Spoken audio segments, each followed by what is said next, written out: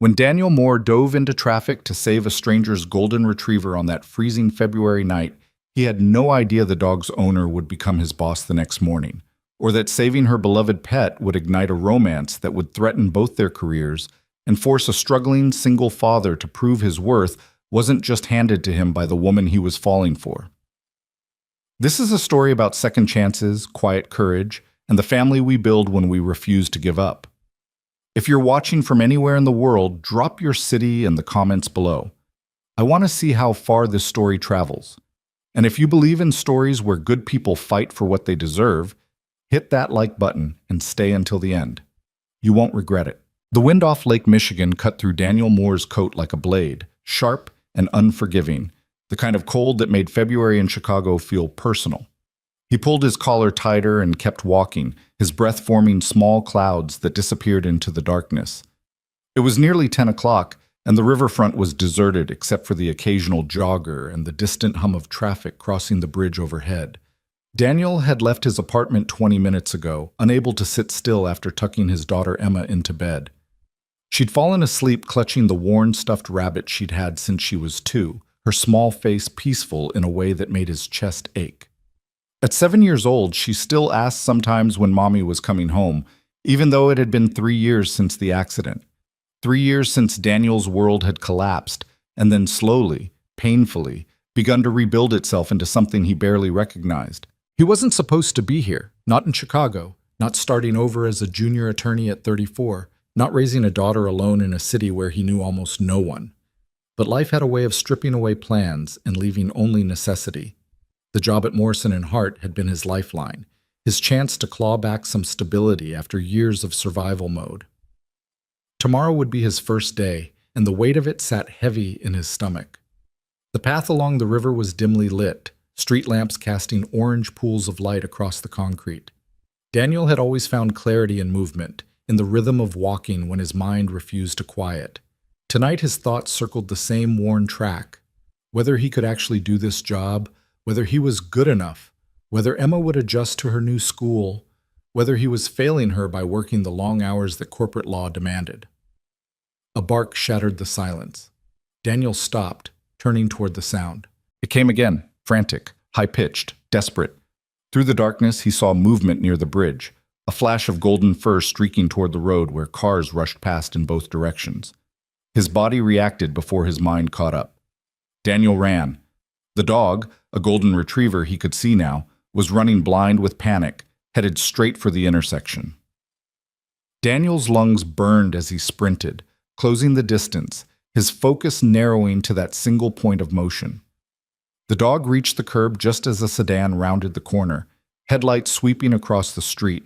Daniel lunged. His hand caught the dog's collar, and he yanked hard, throwing his weight backward. The retriever yelped as they both tumbled onto the sidewalk, the car's horn blaring as it swerved and sped past, missing them by inches. For a moment, Daniel just lay there on the cold concrete, the dog panting heavily against his chest, his heart hammering so hard he could feel it in his throat. The adrenaline made everything sharp and clear, the rough texture of the dog's collar, the warmth of its body, the way it was trembling. "Easy," Daniel murmured, sitting up slowly. "You're okay. You're okay now." The retriever whined and pressed closer, and Daniel ran his hands over its fur, checking for injuries. The dog wore a collar with tags, and when Daniel turned them toward the streetlight, he saw a name, Bailey, and a phone number engraved on the metal. "Bailey, huh?" Daniel said quietly. The dog's tail gave a tentative wag. "What were you running from, girl?" He pulled out his phone and dialed the number, his hand still shaking slightly. It rang once, twice, 3 times. Daniel was about to hang up when a woman's voice answered, breathless and tight with worry. "Hello? Who is this?" "My name is Daniel Moore," he said quickly. "I'm on the riverfront near Columbus Drive. I just stopped your dog from running into traffic. She's okay, but she seems pretty scared." There was a sharp intake of breath on the other end. "You have Bailey? Oh, thank God. Is she hurt?" "She seems fine. Shaken up, but no injuries that I can see." "Don't move." The woman's voice carried an edge of command even through the relief. "I'm 10 minutes away. Please, just stay with her." "I'm not going anywhere," Daniel assured her. "We'll be right here." The line went dead. Daniel looked down at Bailey, who had stopped trembling and was now sitting pressed against his leg, her warm weight solid and trusting. He scratched behind her ears and settled in to wait, watching the dark water of the Chicago River flow past, reflecting fragments of the city lights like broken stars. True to her word, a sleek black Mercedes pulled up exactly 9 minutes later, parking hastily at the curb with the kind of precision that spoke of someone who never wasted motion. The driver's door opened and a woman emerged. Daniel's first impression was of control, the kind of composure that radiated from people who commanded rooms without raising their voices. She was perhaps 40, with dark hair pulled back in a precise low bun, wearing a charcoal coat that probably cost more than Daniel's monthly rent.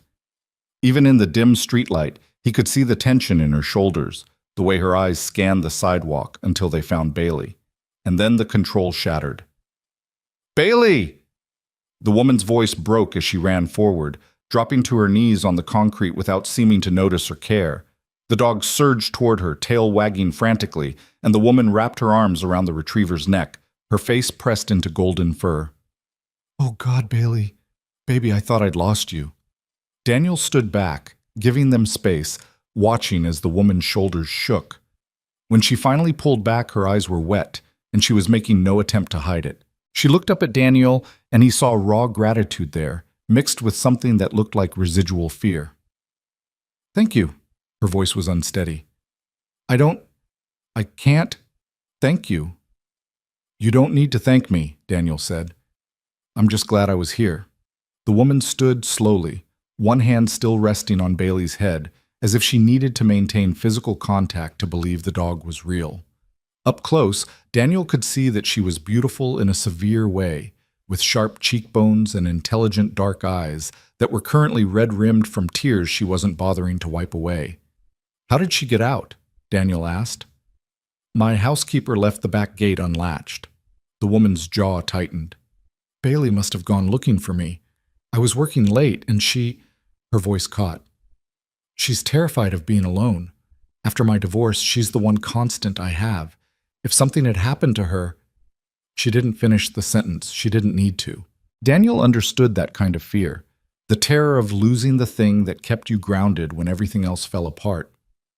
"But nothing happened," he said gently. "She's safe." The woman looked at him for a long moment, and Daniel had the uncanny sensation of being assessed, cataloged, and filed away with the same precision he'd noticed in everything else about her. Then she extended her hand. "Evelyn Hart." Daniel shook her hand, noting the firm grip, the calluses that suggested she worked with her hands more than her appearance might indicate. "Daniel Moore. It's nice to meet you, Ms. Hart, though I wish it were under better circumstances." A ghost of a smile touched her lips. "Evelyn, please. Ms. Hart is for the office." She paused, then seemed to make a decision.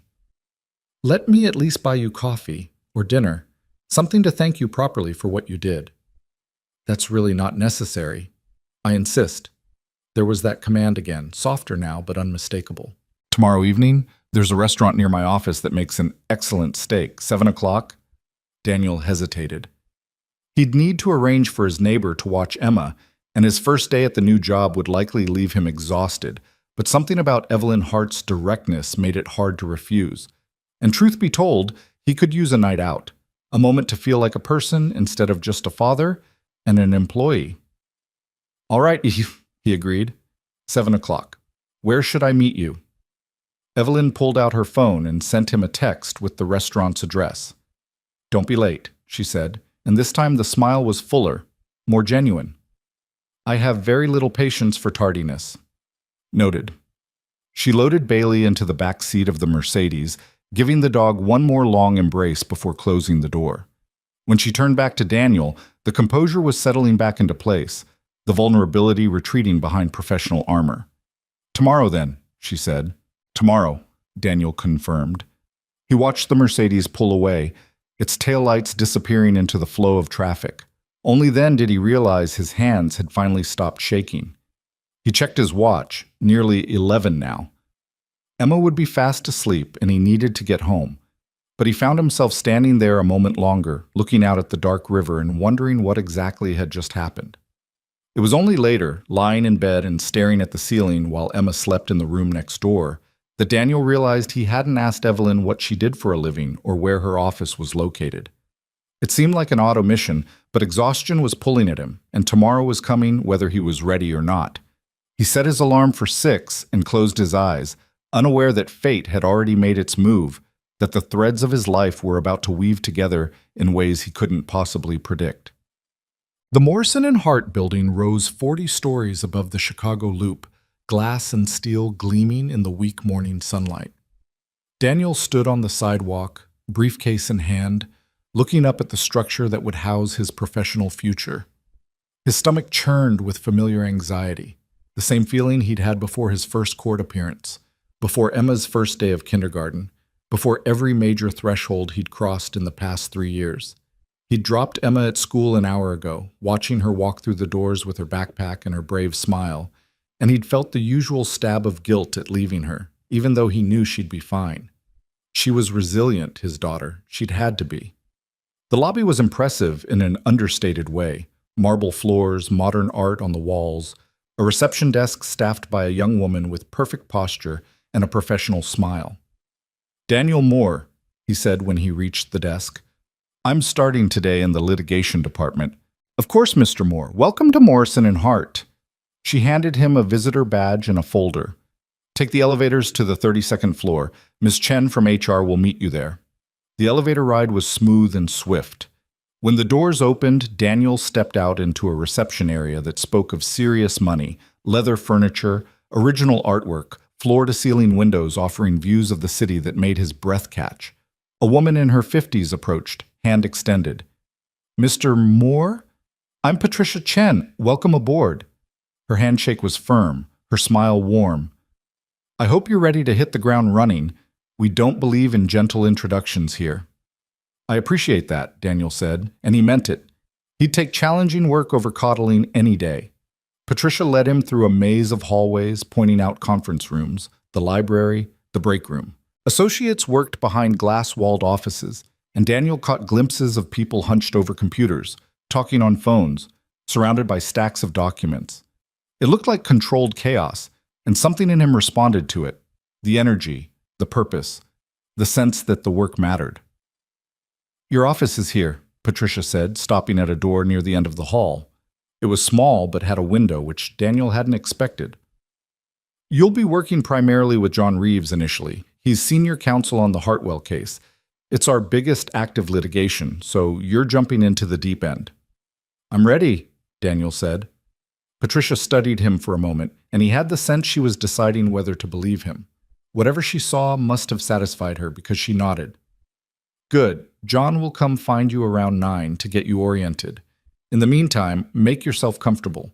Computer login information is in your welcome packet."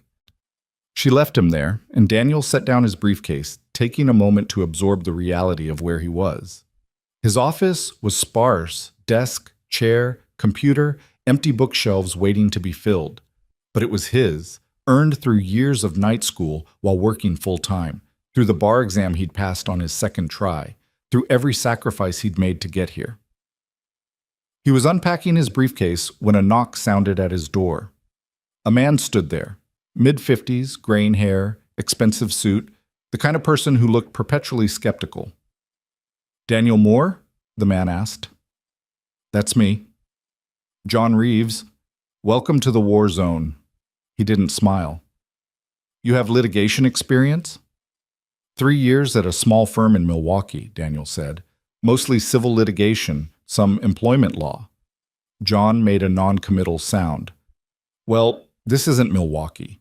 The Hartwell case involves 8 figures and opposing counsel who would happily bury us in motions if we give them an opening. You'll be doing document review initially. I need someone who can spot inconsistencies and flag potential issues. Think you can handle that?" "Absolutely." "Good. Conference room 3 in 20 minutes. Bring coffee." "It's going to be a long day." John left without waiting for a response, and Daniel exhaled slowly. Not the warmest welcome, but he hadn't expected warmth. He'd expected to have to prove himself, and that was fine. He'd been proving himself his entire life. He was heading toward the break room when he heard his name called. Daniel turned to find Patricia hurrying toward him, slightly out of breath. "Mr. Moore, I almost forgot. Ms. Hart wanted to see you before you got too deep into your work. She likes to personally welcome new attorneys." Daniel's stomach did an odd flip. "Ms. Hart?" "Our managing partner. Her office is on the executive floor, 40th level. I'll take you up now if you have a moment." The pieces were clicking together with a slow, sinking certainty. Evelyn Hart, managing partner. The woman whose dog he'd saved last night, who he was supposed to meet for dinner tonight, was about to be introduced as his boss. The elevator ride to the 40th floor felt longer than it should have. Patricia was talking about the firm's history, about Ms. Hart's reputation as one of the most formidable litigators in Chicago, but Daniel barely heard her. His mind was racing, recalculating, trying to figure out what this meant, whether he should mention their meeting last night or pretend it never happened. The executive floor was quieter, more refined. Patricia led him past assistants' desks to a corner office with double doors. She knocked once and opened them without waiting for a response. "Ms. Hart, Daniel Moore is here. Send him in." Patricia stepped aside and Daniel walked into an office that commanded respect through sheer presence. The space was enormous, with windows on 2 walls offering panoramic views of the city and the lake beyond. The furniture was modern and expensive, the art on the walls original pieces that probably cost more than Daniel's law school education. And behind the massive desk, rising to her feet with an expression that shifted from professional welcome to genuine shock in the space of a heartbeat, was Evelyn Hart. For a moment, neither of them spoke. Patricia, oblivious to the undercurrent, made the introduction. "Ms. Hart, this is Daniel Moore, our new junior attorney in litigation. Mr. Moore, Evelyn Hart, managing partner." Evelyn recovered first, her composure sliding back into place with practiced ease. "Mr. Moore, welcome to Morrison and Hart." She extended her hand across the desk, and Daniel shook it, acutely aware of Patricia watching. "Thank you, Ms. Hart. I'm honored to be here." "Patricia, thank you. I'll take it from here." It was a dismissal, polite but firm. Patricia left, closing the doors behind her, and suddenly the office felt much smaller. Evelyn sat down slowly, and Daniel remained standing, waiting. "Well," Evelyn said finally, "this is unexpected." "I had no idea," Daniel said quickly. "Last night, I didn't know who you were, where you worked." "I believe you." She leaned back in her chair, studying him with the same assessing gaze he remembered from the riverfront. "Sit down, Daniel, please." He sat, perching on the edge of one of the leather chairs facing her desk. The silence stretched between them. Not quite uncomfortable, but weighted with questions neither of them seemed ready to ask. "I should cancel dinner," Evelyn said abruptly. "It's inappropriate now. You work for me." "I understand," Daniel said, trying to ignore the flash of disappointment. "Of course." Evelyn's jaw tightened. "But I don't want to cancel. You saved Bailey's life. That deserves more than a handshake and a welcome packet." "Ms. Hart, Evelyn," she corrected. "At least when we're alone. This is complicated enough without adding excessive formality." Daniel took a breath, choosing his words carefully. "I appreciate the thought. Truly. But I can't afford any perception that I'm receiving special treatment. I'm starting at the bottom here, and I need to earn my place on merit." Something flickered in Evelyn's eyes. Respect, maybe, or recognition. "You have a daughter," she said, and Daniel's surprise must have shown on his face because she added, "I looked you up after last night. Due diligence. 7 years old, if the school records I found are current." "Emma," Daniel confirmed, unsettled by how thorough Evelyn's research had been. "I'm raising her alone." "Then you understand what it means to have something to lose." Evelyn's voice softened slightly. "Bailey she's all I have left of my marriage that I actually wanted to keep. My ex-husband got the house in Lincoln Park, the vacation home in Door County, most of our mutual friends.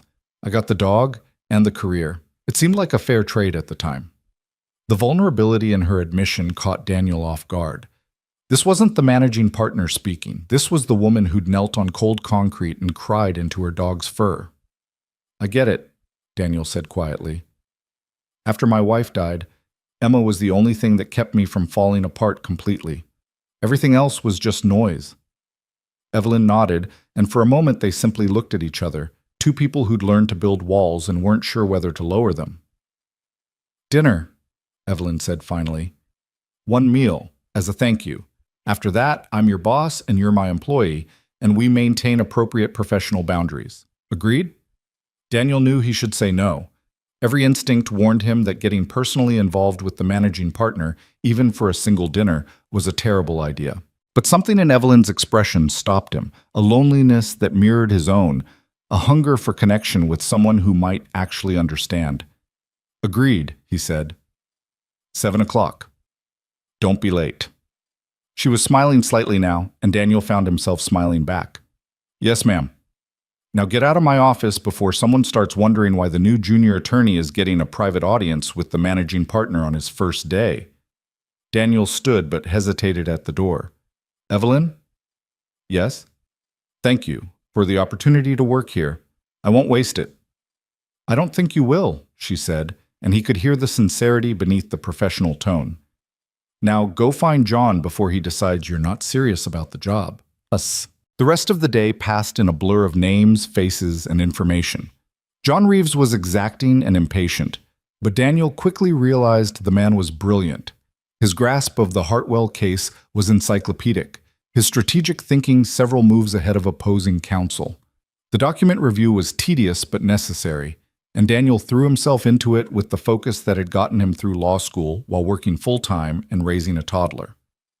By 6 o'clock, when most of the other associates were packing up, Daniel was still at his desk, making notes on inconsistencies he'd found in the deposition transcripts. He'd promised his neighbor, Mrs. Chen, that he'd pick Emma up by 7:30, which meant he had time to grab a quick dinner before heading home. Except he'd forgotten about his agreement with Evelyn. The realization hit him at 6:15, and Daniel swore under his breath. He pulled out his phone and texted his neighbor. "Emergency came up at work. Could you possibly keep Emma until 9? I'm so sorry for the short notice." Mrs. Chen's response came quickly. "No problem, Daniel. Emma is helping me make dumplings. Take your time." Relief washed through him. He shut down his computer, grabbed his coat, and took the elevator down to the lobby, his mind already shifting gears from work to the dinner ahead. The restaurant Evelyn had chosen was upscale, but not ostentatious, tucked into a quiet street in the Loop. Daniel arrived at 6:55, and the hostess informed him that Ms. Hart was already seated. She led him through a dining room of white tablecloths and low lighting to a corner table where Evelyn sat, looking somehow different out of her office environment, softer, more approachable, though still undeniably in command of her space. She'd changed from her work suit into dark slacks and a cream-colored blouse, and her hair was down, falling just past her shoulders in dark waves. Daniel felt underdressed in his work clothes, but Evelyn smiled as he approached, standing to greet him. "You made it," she said. "I'm a man of my word," Daniel replied, sitting across from her. They ordered steak for both of them, red wine for Evelyn, water for Daniel because he had to drive. And for a few minutes they made small talk about the restaurant, the weather, safe topics that didn't venture into personal territory. But as their meals arrived and they began to eat, the conversation deepened. "How was your first day?" Evelyn asked. "Intense. John Reeves doesn't believe in gentle learning curves. John's the best senior counsel we have. If he's working you hard, it means he thinks you can handle it." Evelyn cut into her steak with precision. "He doesn't waste time on people he doesn't think will make it. That's encouraging, I think." "It should be." She paused, then said, "Tell me about Emma." Daniel looked up, surprised. "What do you want to know?" "Whatever you want to tell me. You mentioned your wife died. I'm sorry for your loss. That must have been incredibly difficult." It was an opening Daniel rarely got, an invitation to talk about the thing that had defined his life for the past 3 years. He found himself responding to Evelyn's quiet attention, her genuine interest. "Car accident," he said. 3 years ago in Milwaukee. We were driving home from dinner, and a drunk driver ran a red light. Sarah died at the scene. Emma and I survived with minor injuries, physically at least." He took a breath. "Everything after that was just survival mode. I was working as a paralegal, going to night school for my law degree, suddenly a single parent to a 4-year-old. I had to drop out for a semester just to keep us afloat." "But you went back," Evelyn said. "I went back. Because Sarah would have killed me if I'd given up. and because I needed to build something stable for Emma. My daughter deserves better than a father who's barely holding it together. You're doing more than holding it together, Evelyn said firmly. You finished your degree, passed the bar, got hired at a top firm. That's not survival, that's triumph. Daniel wasn't used to praise that direct, that unqualified. It made something in his chest loosen. What about you? He asked.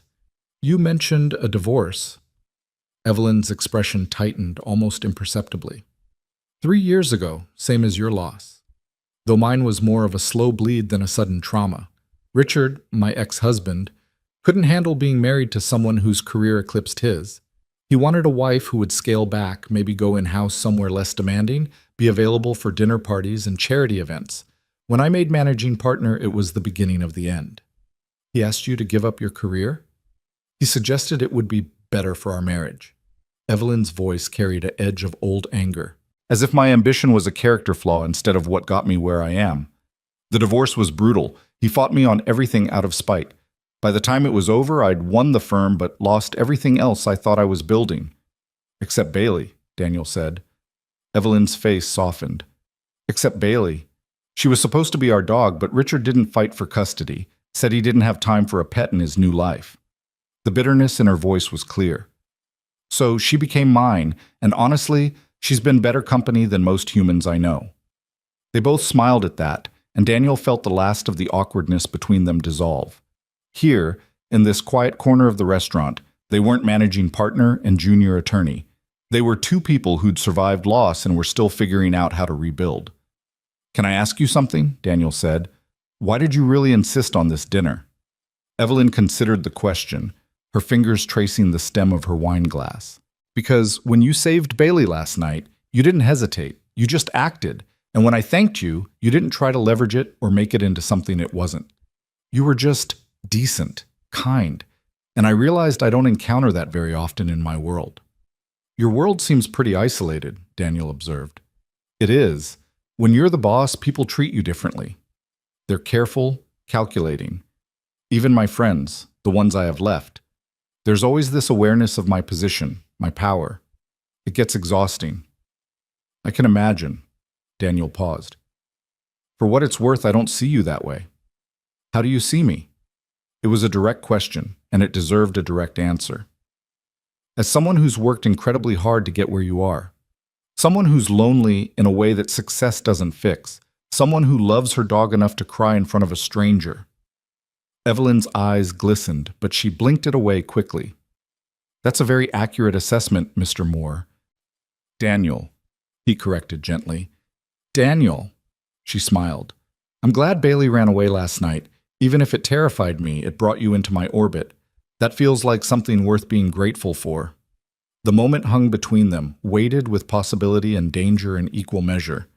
Daniel knew he should pull back, should remember that this woman was his boss, that getting involved would be complicated and potentially catastrophic. But sitting across from Evelyn Hart, seeing the vulnerability she kept hidden behind professional armor, he found he didn't want to pull back at all. I should get going, he said reluctantly, checking his watch. I need to pick up Emma. Of course. Evelyn signaled for the check, and when Daniel reached for his wallet, she waved him off.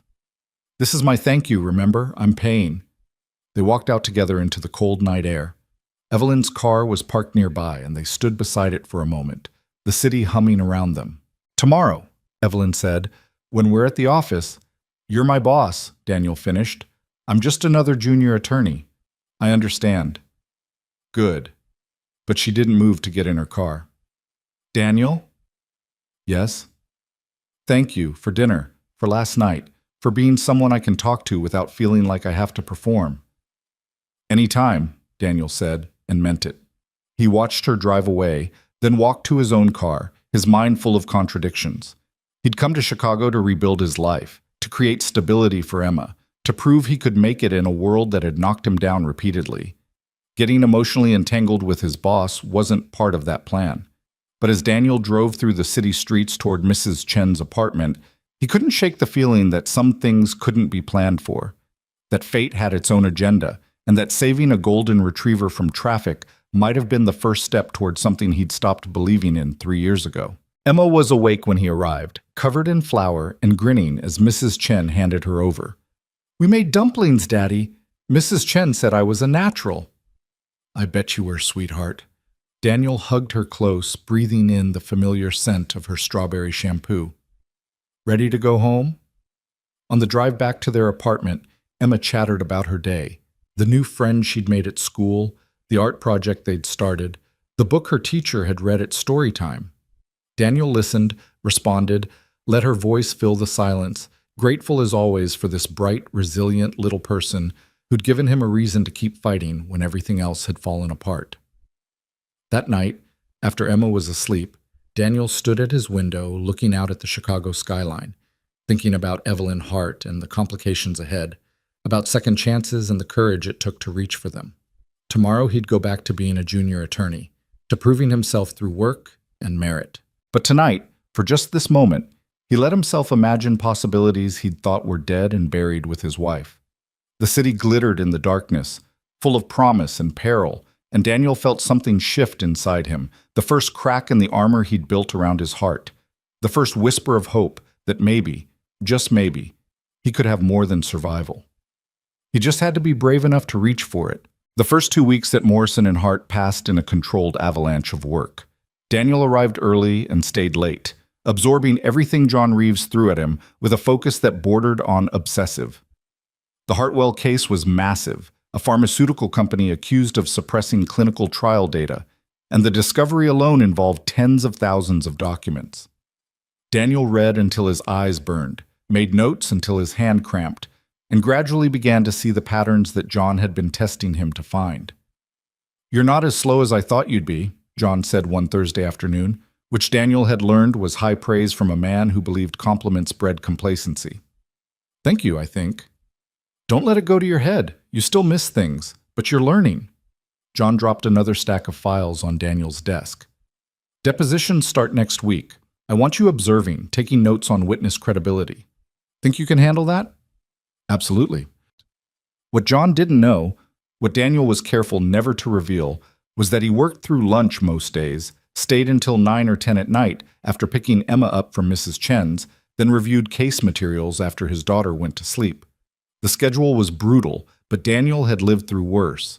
And every night when he checked on Emma sleeping peacefully in her room, he reminded himself why he was doing this. He saw Evelyn exactly twice during those 2 weeks, both times in passing. Once in the hallway when she was walking with 2 senior partners, deep in conversation about a settlement negotiation. She'd glanced at Daniel as they passed, and he'd caught the briefest flicker of recognition in her eyes before her attention returned to the partners flanking her. The second time was in the lobby elevator. Daniel had gotten in on the 20th floor, and she'd been alone, reviewing something on her phone. They'd ridden down in silence, standing at opposite corners, the air between them heavy with everything they weren't saying. When the doors opened at the lobby, Evelyn had paused. "Good work on the Hartwell memo," she'd said quietly. "John showed it to me. Your analysis of the witness statements was sharp." "Thank you, Ms. Hart." She'd looked at him then, really looked at him, and Daniel had seen the same wariness he felt reflected in her expression, the awareness that they were walking a line neither of them fully understood. Then she'd stepped out into the lobby, her heels clicking against marble, and the moment was gone. Daniel tried not to think about their dinner, about the way Evelyn's guard had lowered over wine and steak, about the loneliness they'd both acknowledged. He tried to focus on work, on Emma, on building the stable life he'd promised himself. But late at night, when the apartment was quiet and his mind wandered, he found himself remembering the way Evelyn had smiled at him, unguarded and genuine. On the Friday of his 3rd week, Daniel was preparing to leave when his desk phone rang. He almost didn't answer. It was after 7, and he'd promised Emma they'd get pizza on the way home. But ingrained professionalism made him pick up. "Daniel Moore."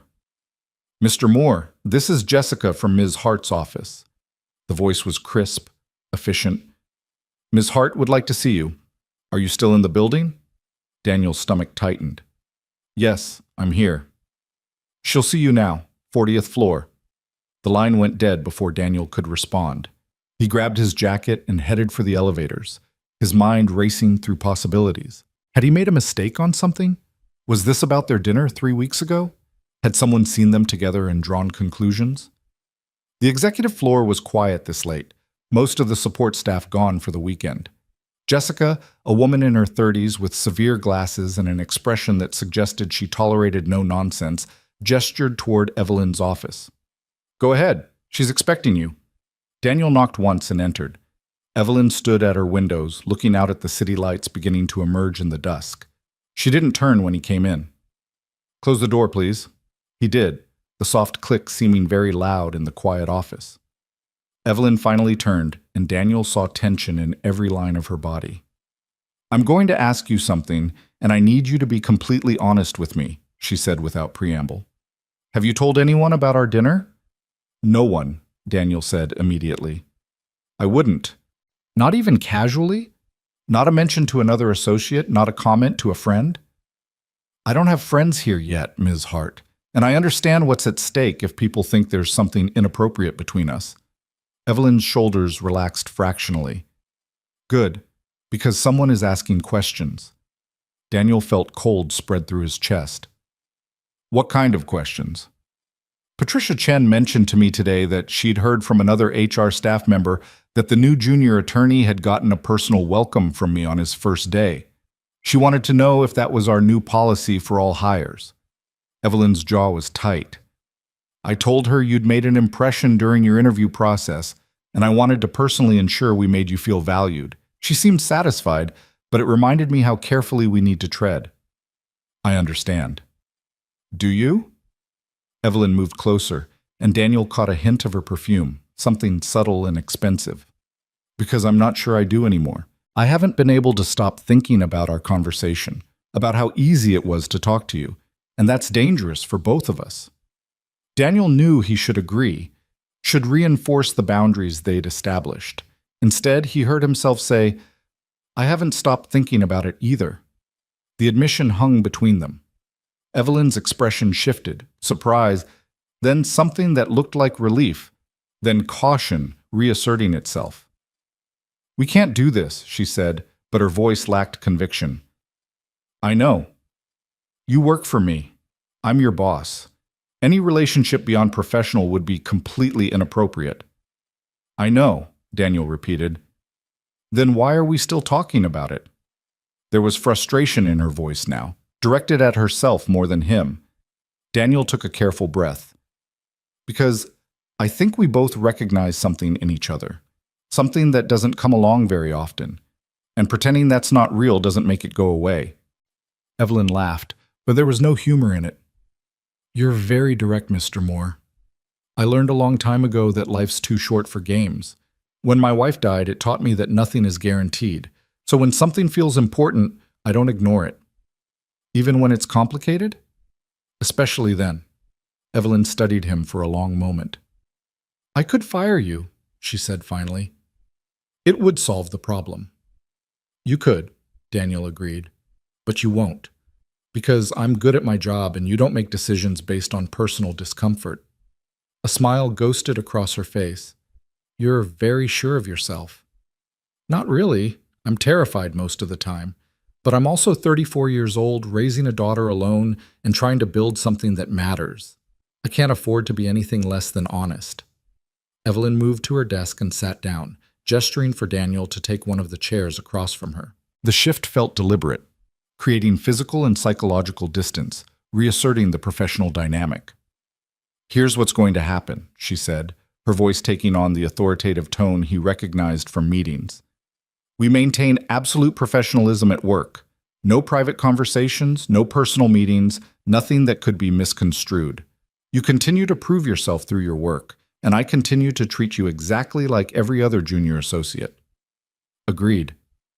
"But," Evelyn continued, and Daniel heard the hesitation in the word, "if we happen to encounter each other outside of work, at a restaurant, a park, somewhere public and unrelated to the firm, that would be coincidence, not a workplace interaction." Daniel understood what she was offering.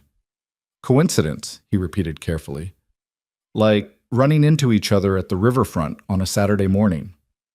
For example, I usually take my daughter for walks there on Saturdays, around 9 o'clock. She likes to watch the boats.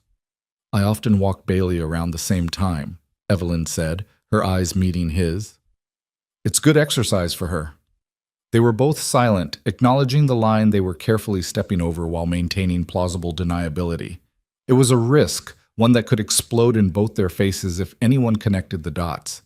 But Daniel saw in Evelyn's expression the same hunger he felt, the same exhaustion with loneliness, the same cautious hope that maybe this didn't have to end before it began. I should go, Daniel said, standing. I promised my daughter pizza.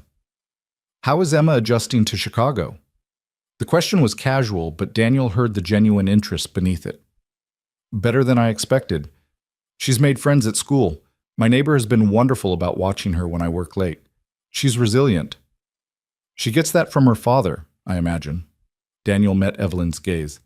She gets it from necessity. Kids are tougher than we give them credit for. I'll have to take your word for it. I never had children. Richard didn't want them. And by the time I might have pushed the issue, our marriage was already falling apart. There was regret in her voice, and Daniel felt an unexpected wave of sympathy. It's not too late. You're what, 40? 41. And realistically, it is too late. I work 80 hours a week. I'm divorced. I can barely keep a plant alive, let alone raise a child.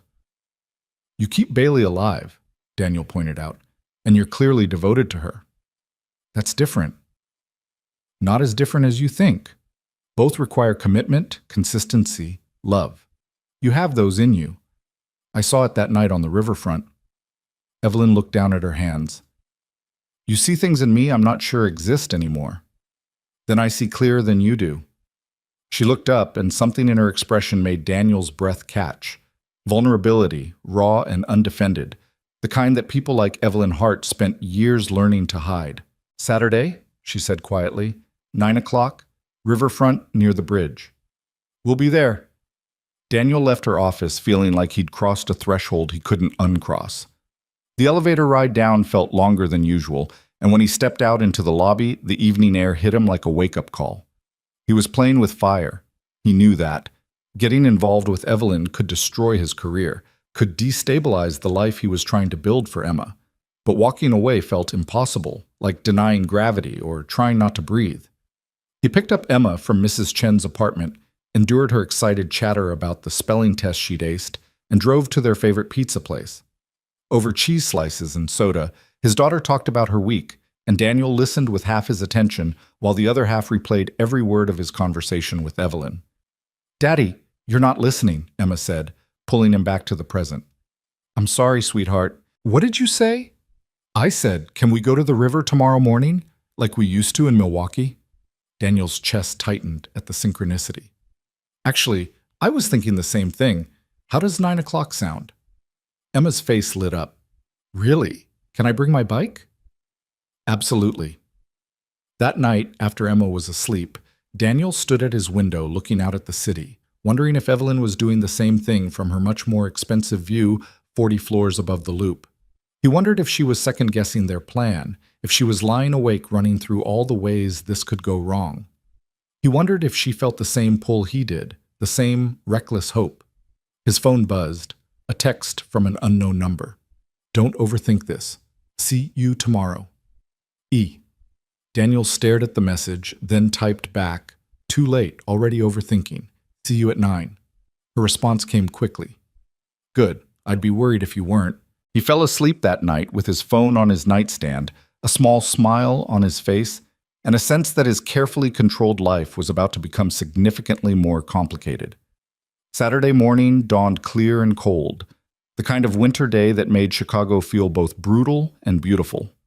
Daniel dressed Emma in her warmest coat, made sure she had gloves and a hat, and loaded her bike into the car. On the drive to the riverfront, she sang along to the radio, and Daniel felt the familiar tightness in his chest that came from loving someone so much it physically hurt. Daddy, can we get hot chocolate after? Emma asked as they parked. Sure, sweetheart, but let's walk first, okay? Work up an appetite. They headed toward the path along the river, Emma riding her bike in wobbly circles while Daniel walked beside her. The riverfront was moderately busy, joggers, dog walkers, couples strolling hand in hand. Daniel checked his watch, 8:55. His stomach was doing uncomfortable things. And then he saw her. Evelyn was walking toward them from the opposite direction, Bailey on a leash beside her. She was dressed casually, jeans, a black coat, her hair pulled back in a simple ponytail. Without the armor of her work clothes, she looked younger, more approachable, though no less beautiful. Bailey saw them first. The dog's tail started wagging, and she pulled against the leash, clearly recognizing Daniel. Evelyn let her approach, and Bailey went straight to Daniel, nuzzling his hand. "Well, hello again," Daniel said, scratching behind the dog's ears. Emma had stopped her bike and was watching with wide eyes. "Daddy? Whose dog is that?" "This is Bailey," Daniel said. "I helped her owner find her a few weeks ago when she got lost." Evelyn had caught up, her expression carefully neutral. "Hello." "Hi," Daniel said. "Emma, this is Ms. Hart. Ms. Hart, my daughter Emma." Emma, who'd inherited her mother's social ease, gave a little wave. "Hi, your dog is really pretty." "Thank you," Evelyn said, and Daniel heard her voice soften. "Her name is Bailey. Would you like to pet her?" "Can I?" Emma looked at Daniel for permission, and he nodded. She got off her bike carefully and approached Bailey, who sat perfectly still while Emma ran her small hands over golden fur. "She's so soft," Emma breathed. "Daddy, can we get a dog?" "We'll see, sweetheart." "That means no," Emma said to Evelyn with the resigned wisdom of 7-year-olds everywhere, and Evelyn laughed. "It might mean not yet," Evelyn suggested. "Sometimes good things take time." Emma considered this, then returned her attention to Bailey. "Does she do tricks?" "A few. Would you like to see?" For the next 10 minutes, Evelyn put Bailey through her paces. Sit, stay, shake, roll over, while Emma watched in delight. Daniel stood back, observing, and what he saw made something in his chest ache.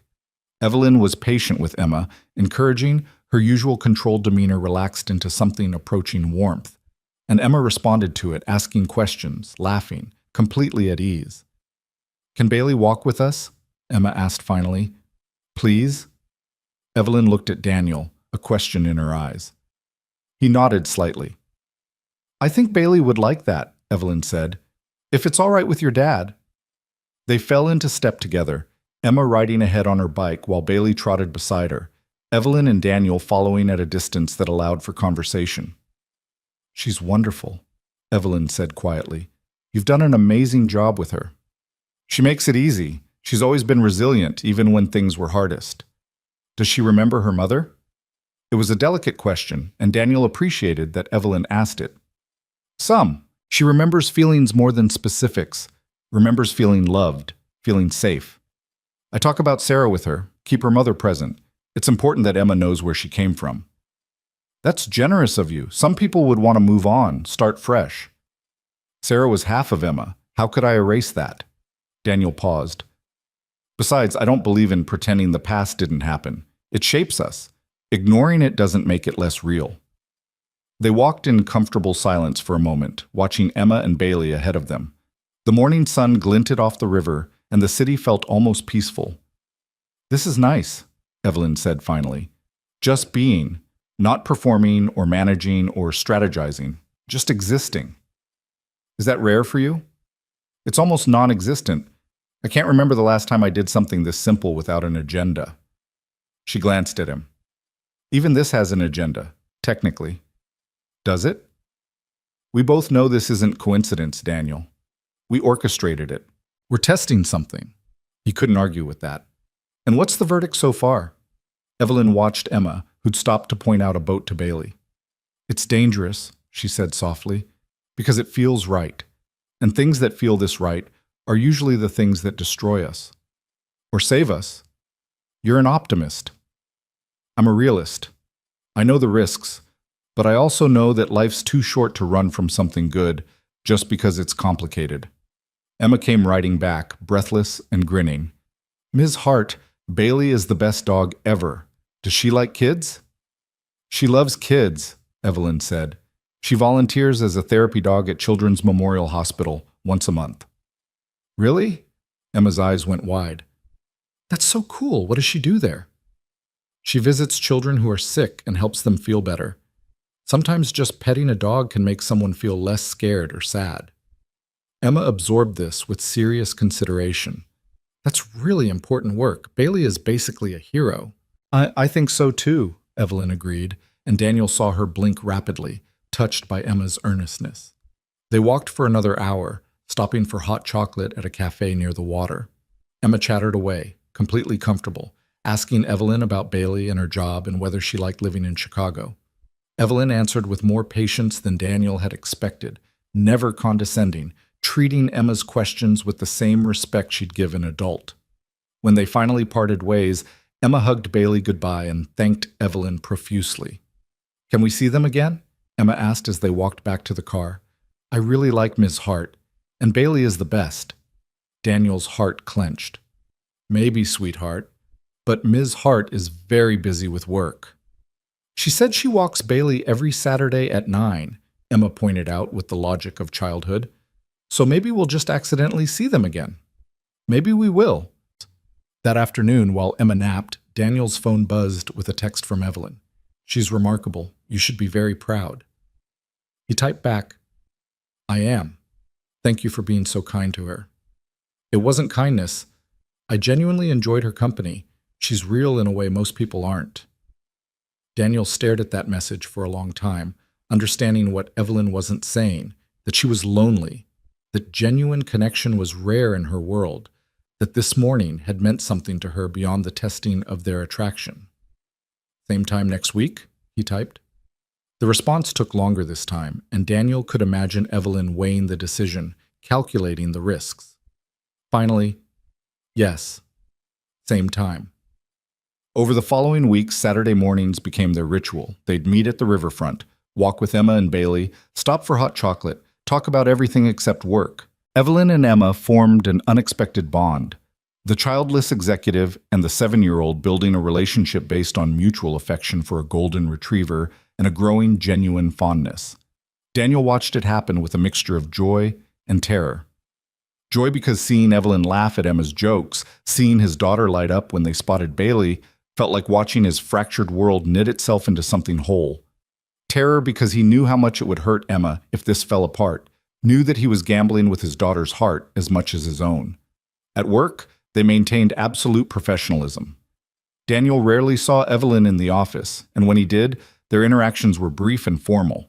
He threw himself into the Hartwell case with renewed intensity, determined to prove that any success he achieved was earned through merit, not favoritism. The depositions began in late March, and Daniel spent long days in conference rooms watching John Reeves methodically dismantle witness testimony.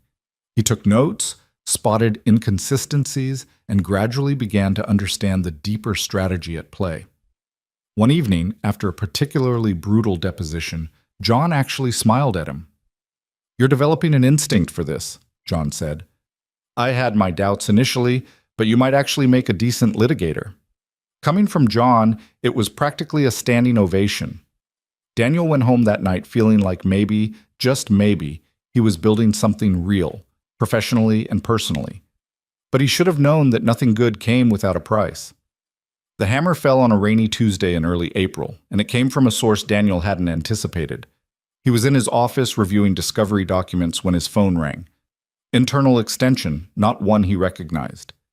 "Daniel Moore, Mr. Moore, this is Richard Blackwood from Senior Partnership. Could you come to the 42nd floor conference room? We need to speak with you." The tone was neutral, but something in it made Daniel's stomach drop. "When?" "Now, please." Daniel saved his work and headed upstairs, his mind racing. The 42nd floor housed the senior partners, the people who made decisions about the firm's direction, about promotions and terminations. Being summoned there was never casual. The conference room was intimidating. Floor-to-ceiling windows, a massive table, leather chairs that probably cost more than Daniel's car. 3 senior partners sat waiting: Richard Blackwood, Margaret Oakes, and Thomas Werner. Their expressions ranged from stern to carefully neutral. "Sit down, Mr. Moore," Blackwood said. Daniel sat, keeping his spine straight, his expression calm. Whatever this was, he wouldn't show fear. "We've received some concerns," Blackwood began, "about your relationship with Ms. Hart." The words hit like ice water. Daniel forced himself to breathe normally. What kind of concerns? That there may be an inappropriate personal relationship influencing professional decisions. Margaret Oakes leaned forward. Specifically, that you've been seen with Ms. Hart outside of work on multiple occasions, and that your rapid integration into the Hartwell case may be the result of favoritism rather than merit. Daniel's mind raced. Someone had seen them. Someone had connected the dots. Who made these accusations? That's not relevant, Thomas Werner said. What's relevant is whether there's truth to them. Ms. Hart and I have maintained a strictly professional relationship at work, Daniel said carefully. If we've encountered each other outside the office, it's been coincidental. I live near the riverfront, so does she. Sometimes paths cross in a city this size. Coincidental, Blackwood repeated, his tone suggesting he didn't believe it. Multiple coincidental encounters, enough that they've been noticed and remarked upon. I can't control what people choose to notice or remark upon. I can only control my own actions. Daniel met each partner's gaze in turn. I've worked harder than anyone in my class of associates. I stay late, come in early, and I produce quality work. John Reeves can attest to that. If you're questioning whether I've earned my place on the Hartwell case, ask him. We intend to, Margaret said. But understand, Mr. Moore, this firm has zero tolerance for conflicts of interest. If we determine that Ms. Hart has shown you favoritism, it will impact both of your careers. The threat was clear. Daniel felt anger rise but forced it down. I understand. Is there anything else? We'll be conducting a review, Blackwood said. In the meantime, we strongly suggest you avoid any appearance of impropriety. No more coincidental encounters. No private meetings with Ms. Hart, unless there's a work-related purpose and a witness present. Are we clear? Crystal clear? You're dismissed. Daniel walked out of that conference room feeling like the ground had shifted beneath his feet. Someone was actively trying to sabotage him, and Evelyn. Someone had been watching, waiting, collecting evidence. He went straight to his office and pulled out his phone, typing a message to Evelyn. We need to talk, not at work, tonight, if possible. Her response came 10 minutes later. My place. 8 p.m. I'll text you the address. The rest of the day crawled past. Daniel couldn't focus, couldn't think about anything except who might have seen them and why they were weaponizing it. By the time 8 o'clock arrived, he'd worked himself into a state of controlled fury. Evelyn's townhouse was in Lincoln Park, an elegant brick building that screamed old money and good taste. She answered the door in jeans and a sweater, her face tight with stress. They called you in too? Daniel asked as soon as the door closed. This afternoon. Same questions, same veiled threats. Evelyn led him into a living room that was surprisingly warm. Books on the shelves, comfortable furniture, Bailey asleep on a dog bed by the fireplace. Someone is building a case against us. Who? I have suspicions. There are partners who resented my appointment as managing partner, who think I'm too young, too aggressive, too female. Evelyn's voice was hard. This would be a perfect way to undermine me, prove I'm letting personal feelings cloud my professional judgment. But we haven't done anything wrong, Daniel said. We've been careful. Perception doesn't care about truth. If enough people believe there's impropriety, it becomes real whether it happened or not. Evelyn sank onto the couch, and for the first time since Daniel had met her, she looked defeated. I should never have let this happen. I knew better. I knew the risks. Daniel sat beside her, careful to maintain space between them. So what do we do? We stop, completely. No more Saturday mornings, no more texts, no contact outside of work unless it's absolutely necessary and documented. She looked at him, and he saw pain in her eyes.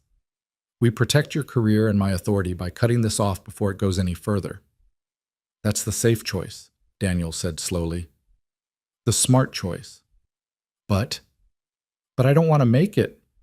The admission came out rougher than he'd intended. I don't want to walk away from this. From you. Evelyn closed her eyes. Daniel, I know what I'm risking. My job, my stability, Emma's security. I know all of it. But I also know that what we have is real. And real is rare enough that walking away from it feels like a different kind of failure. You're thinking with your heart, not your head. Maybe. Or maybe I learned that life's too short to make every decision based on fear. Daniel shifted closer. Tell me you don't feel this too. Tell me I'm alone in this, and I'll walk away right now. Evelyn opened her eyes, and he saw the war happening behind them. Duty versus desire, caution versus courage. I can't tell you that, she whispered. I can't tell you that because it would be a lie. The air between them felt electric. They'd skirted around this for weeks, maintaining careful distance, but now all the barriers were crumbling. Evelyn reached out, her hand trembling slightly, and touched Daniel's face. This is such a bad idea, she murmured. Probably the worst, he agreed. And then she kissed him. It was gentle at first, tentative, both of them testing this new territory. But hunger built quickly, weeks of restraint breaking down, loneliness finding its answer, two people who'd been holding themselves together finally allowing themselves to come undone. When they finally broke apart, both breathing hard, Evelyn's eyes were wide. We can't do this halfway, she said. If we're going to try, we have to be all in, and we have to be smart about it. Agreed. So how do we handle this? Evelyn's mind was already working. Daniel could see it. We document everything at work, every assignment, every conversation, everything that could be questioned. We maintain absolute professionalism in the office, and we prove beyond any possible doubt that you've earned your place on merit alone. The Hartwell case, Daniel said, understanding. If I can contribute something significant to that case, something that clearly demonstrates my value, it would neutralize the favoritism accusations. Evelyn nodded. But it has to be genuine. I can't hand you the win. You have to earn it. I will. I'll work harder than anyone. I'll find something that makes a difference. They sat together on the couch, Bailey patting over to rest her head on Daniel's knee. Outside, the Chicago night pressed against the windows, and inside, two people who'd been alone for far too long allowed themselves to imagine a different future. This is going to be hard, Evelyn said. Harder than anything either of us has done. I know, but I'm not afraid of hard. I'm afraid of regret. She kissed him again, softer this time, and Daniel felt something in his chest that he'd thought was dead finally stir back to life. Hope, fragile and fierce, that maybe second chances were real, that maybe love could find you even when you weren't looking for it. The battle ahead would be brutal, he knew that.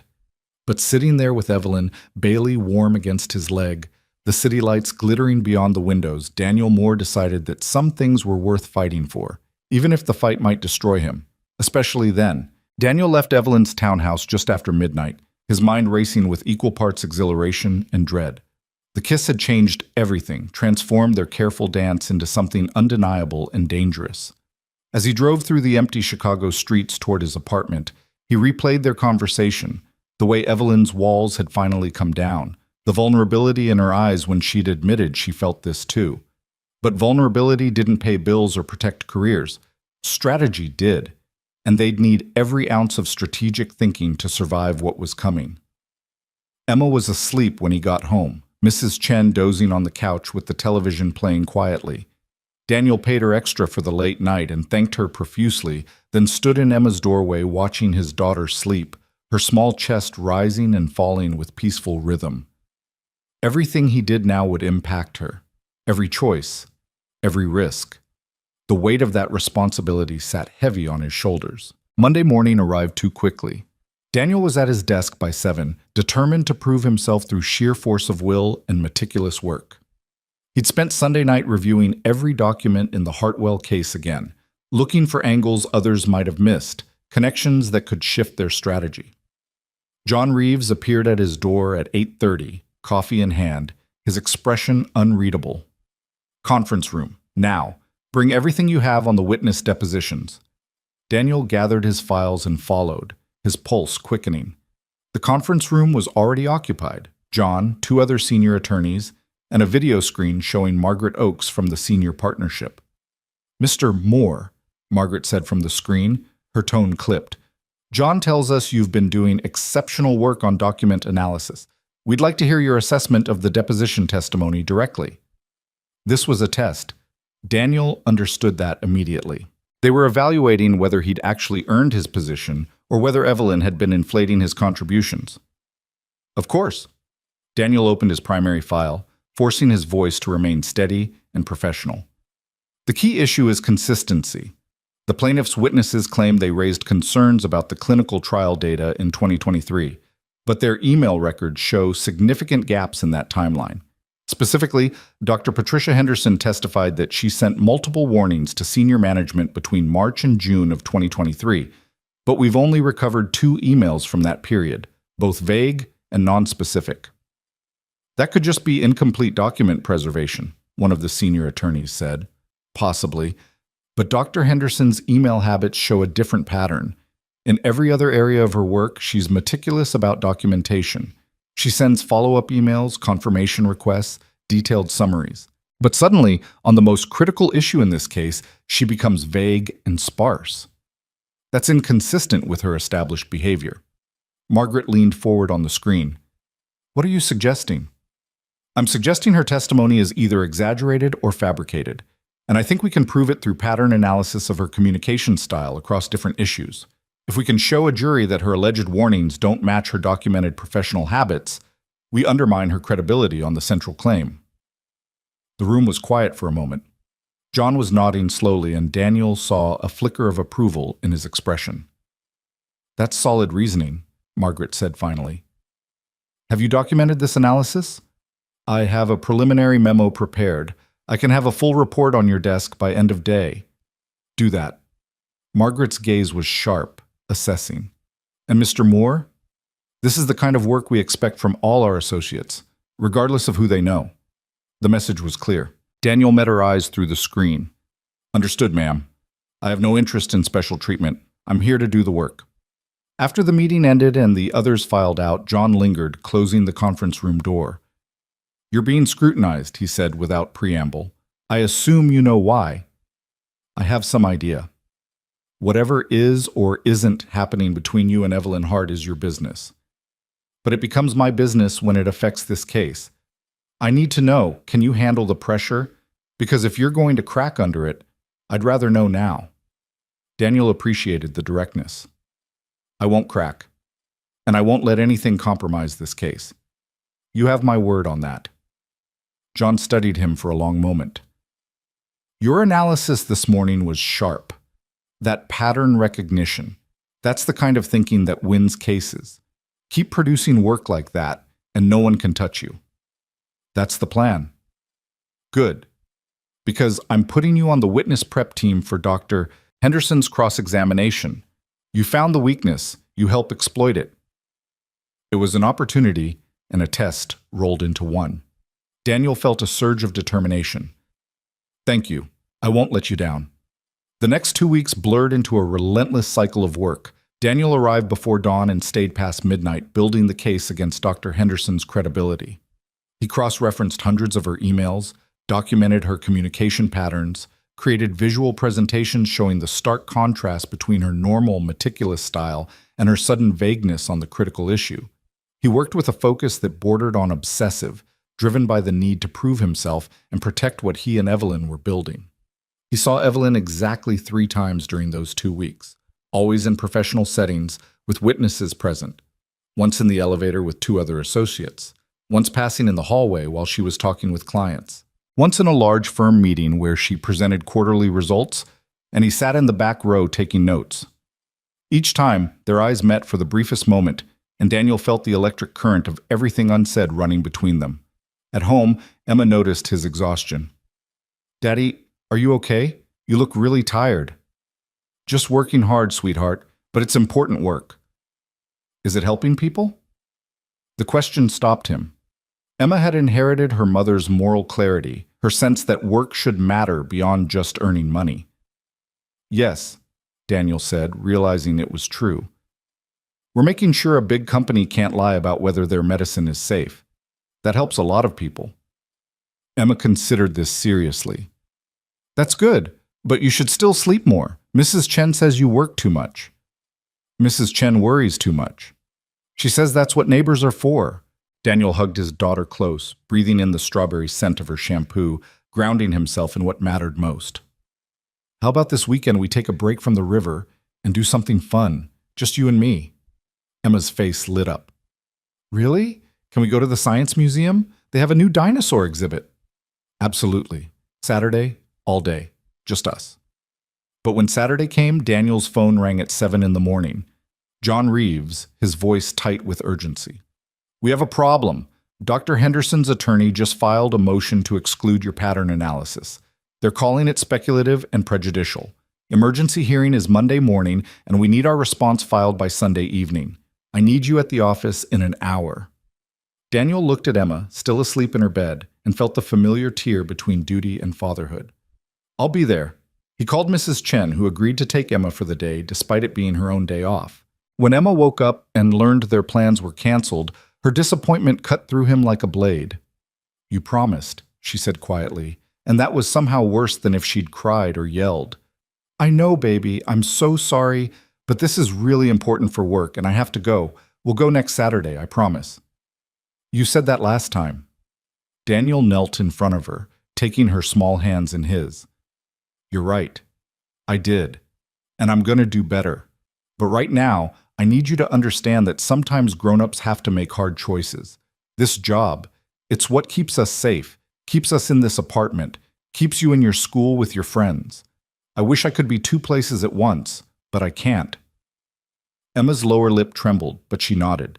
She was 7 years old and already learning that sometimes love meant accepting disappointment. Daniel hated that she had to learn it so young. At the office, he found John already deep in the motion, surrounded by legal precedents and case files. They worked straight through the day, building their response, arguing over language, refining their argument. Around 6, Evelyn appeared in the conference room doorway.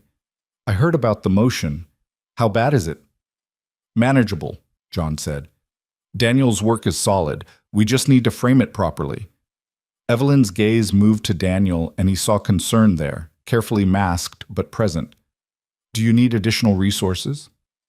We're good, Daniel said, keeping his voice professional. We'll have the response filed on time. Good. She hesitated at the door. Don't stay too late. You both need to be sharp for Monday. After she left, John glanced at Daniel. She doesn't usually check on work like this personally. That's what department heads are for. Maybe she's being thorough given the scrutiny on the case. Maybe. John didn't sound convinced, but he dropped it. They worked until nearly midnight. When Daniel finally got home, Mrs. Chen had left a note saying Emma had gone to bed sad but hadn't cried. He stood in his daughter's doorway, watching her sleep, and felt the weight of every choice he was making pressing down on his chest. His phone buzzed. A text from Evelyn. I know today was hard. For what it's worth, your work is exceptional. He typed back. Had to cancel plans with Emma. She's 7. She doesn't understand why work matters more than dinosaurs. It doesn't. But sometimes we have to choose anyway. That's what makes us human instead of perfect. Daniel stared at those words, finding small comfort in them. Monday will be difficult. Monday, you'll be brilliant. Get some sleep. He wanted to call her, to hear her voice instead of just reading words on a screen. But it was too risky, too likely someone would notice phone records or overhear. So he settled for typing. Good night, Evelyn. Good night, Daniel.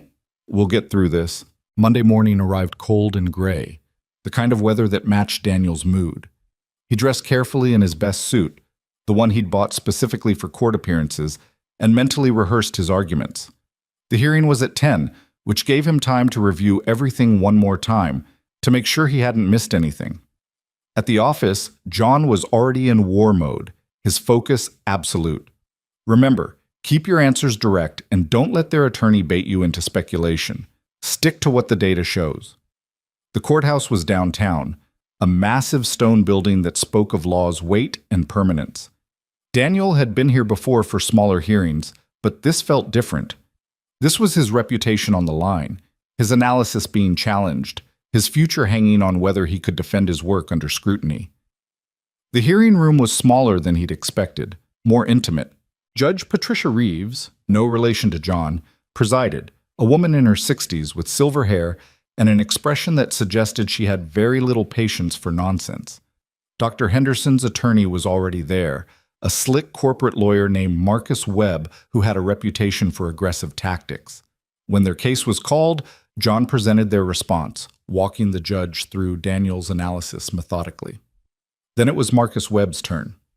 Your Honor, this so-called pattern analysis is nothing more than speculation dressed up as expertise.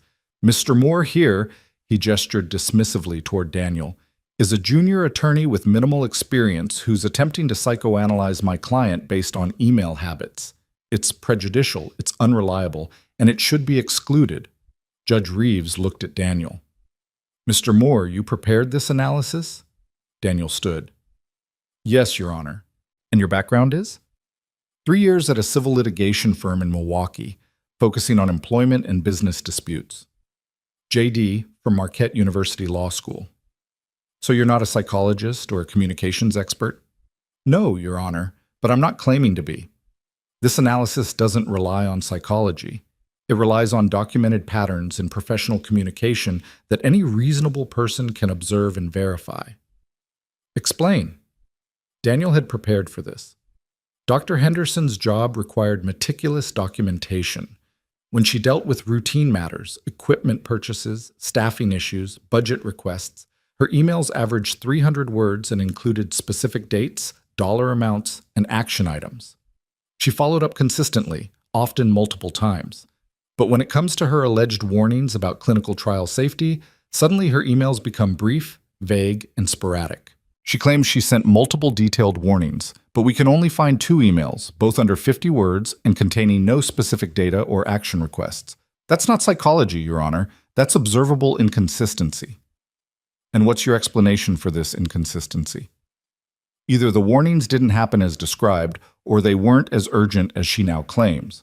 Either way, it undermines the credibility of her testimony on the central issue in this case. Judge Reeves was quiet for a moment, reviewing the materials in front of her. Marcus Webb jumped in. Your Honor, this is exactly the kind of speculation. I can read, Mr. Webb, the judge said sharply. Mr. Moore, did you document the baseline communication patterns you're comparing against? Extensively, Your Honor. We have a complete analysis of Dr. Henderson's email communications over a 3-year period, categorized by subject matter and urgency level. The contrast is stark and statistically significant. And this analysis? It's available for cross-examination? Absolutely. We've provided complete documentation in our response. Judge Reeves looked between both attorneys. I'm going to allow the analysis, subject to voir dire, of Mr. Moore at trial regarding his methodology. Mr. Webb, you'll have full opportunity to challenge it then. But based on what I'm seeing, this is proper impeachment evidence, not speculative psychology. Motion denied. The gavel came down, and Daniel felt something release in his chest. John was already gathering their materials, his expression satisfied. Outside the courthouse, John clapped Daniel on the shoulder. Well done.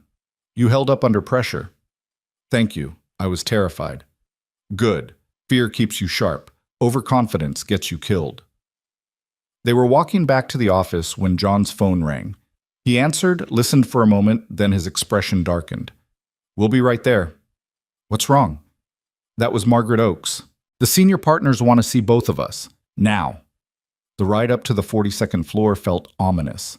When they entered the conference room, all 5 senior partners were present, an unprecedented show of force. And sitting at the end of the table, her face carefully neutral, was Evelyn. Richard Blackwood didn't waste time on pleasantries. We've received additional allegations regarding Mr. Moore's relationship with Ms. Hart, specifically that they've been seen together at her residence on multiple occasions and that Ms. Hart has been providing Mr. Moore with preferential access to case strategy. Daniel's blood ran cold. Someone had been watching Evelyn's house. Someone was building a comprehensive case against them. These are serious allegations, Margaret Oakes said. They go beyond appearance of impropriety and into actual conflict of interest. Mr. Moore, do you have a personal relationship with Ms. Hart? The question hung in the air. Daniel looked at Evelyn, saw her sitting perfectly still, her expression giving away nothing. He could lie, could deny everything, and maybe they'd both survive professionally. Or he could tell the truth and let the consequences fall where they would. Ms. Hart and I have developed a friendship, he said carefully. We've encountered each other outside of work, yes, but she has provided me with 0 preferential treatment. Every assignment I've received has been through John Reeves. Every piece of work I've produced has been my own. My analysis that won this morning's hearing, that was my work, my research, my argument. No one handed that to me. A friendship, Thomas Werner repeated skeptically. That requires multiple visits to her home? I've been to Ms. Hart's home twice, Daniel said, deciding that partial truth was his best option.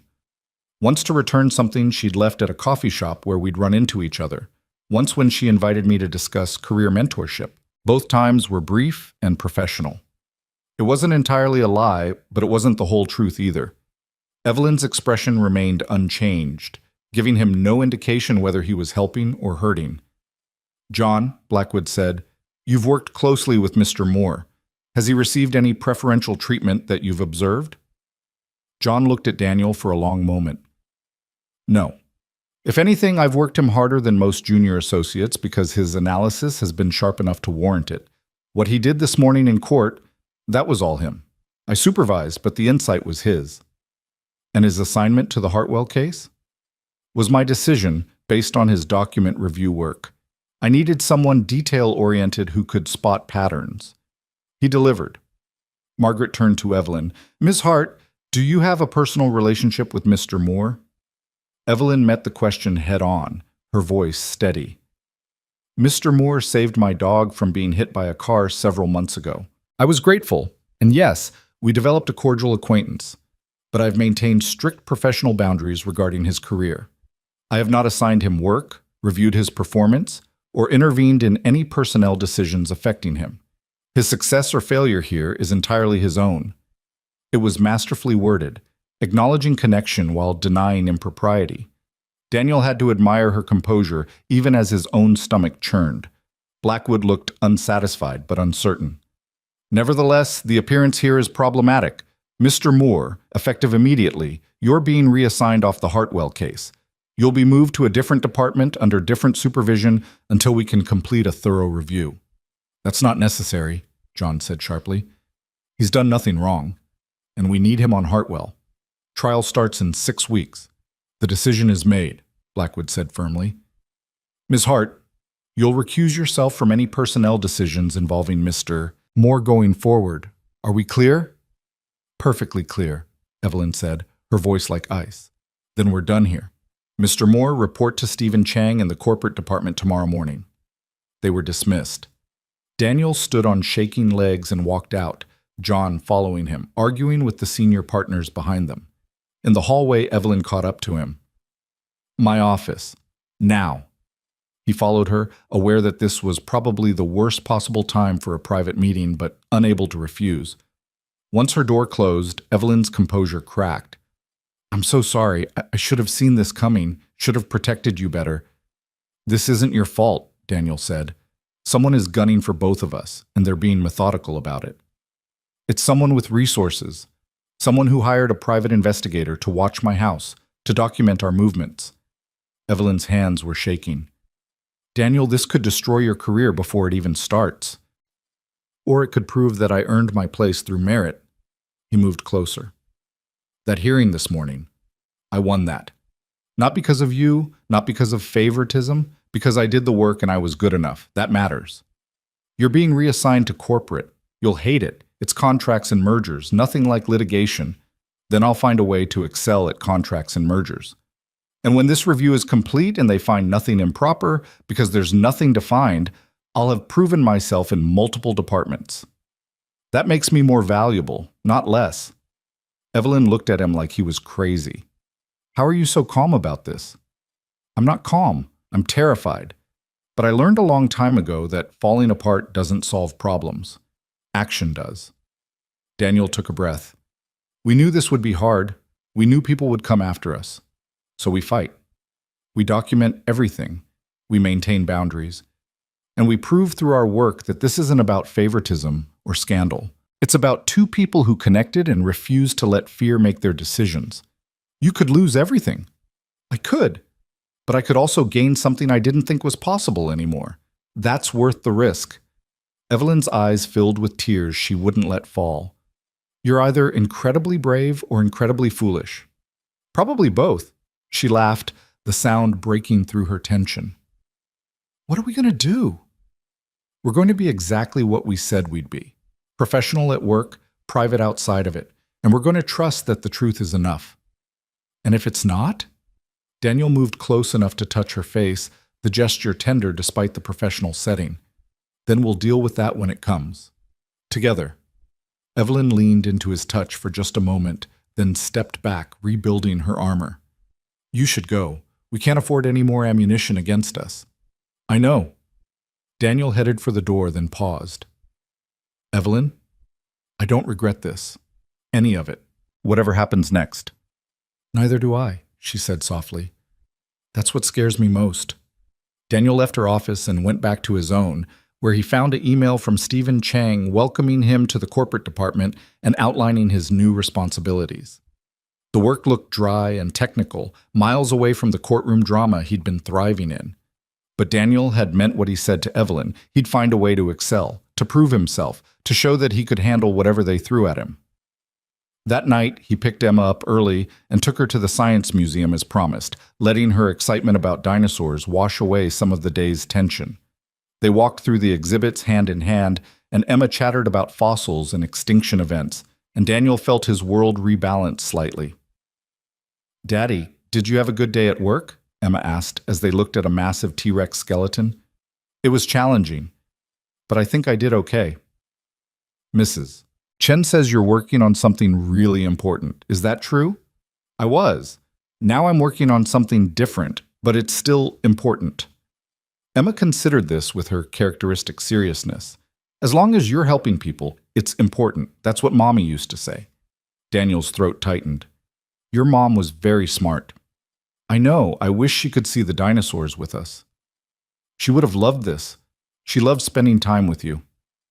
They stood together in the museum's dim lighting, surrounded by ancient bones, and Daniel felt the past and present colliding. Sarah would have known what to do about Evelyn, about the accusations, about balancing love and career. She'd always had clarity where he had doubt. But Sarah was gone, and Daniel had to make these choices alone. He just hoped he was making them for the right reasons. That night, after Emma was asleep, his phone buzzed with a text from Evelyn. Are you okay? Managing. You? Angry. At them for weaponizing this. At myself for not being more careful. We were careful. Someone was just more determined. What happens now? Daniel thought about that question, about all its implications. Now we prove them wrong. We show that merit matters more than gossip, and we keep being who we are because that's the only way forward. I wish I had your certainty. It's not certainty, it's stubbornness. But sometimes that's enough. He could almost hear her laugh. Good night, Daniel. Thank you for today, for not falling apart. Good night, Evelyn. We'll get through this. He set down his phone and stared at the ceiling, knowing sleep would be a long time coming. The battle lines were drawn now, the accusations made public within the firm. Everything he did from here on would be scrutinized, judged, weaponized if possible. But Daniel Moore had been counted out before, when his wife died. When he was a single father trying to finish law school, when people said he'd never make it in a top firm, he'd proven them wrong every time through sheer determination and refusal to quit. This would be no different. He'd excel in corporate law, he'd document every achievement, and he'd prove that what he and Evelyn had wasn't scandal, but something rare and worth protecting. The cost might be brutal, the fight might break him, but walking away had never been Daniel's style, and he wasn't about to start now. Outside his window, Chicago glittered in the darkness, indifferent to his struggles, full of people fighting their own battles.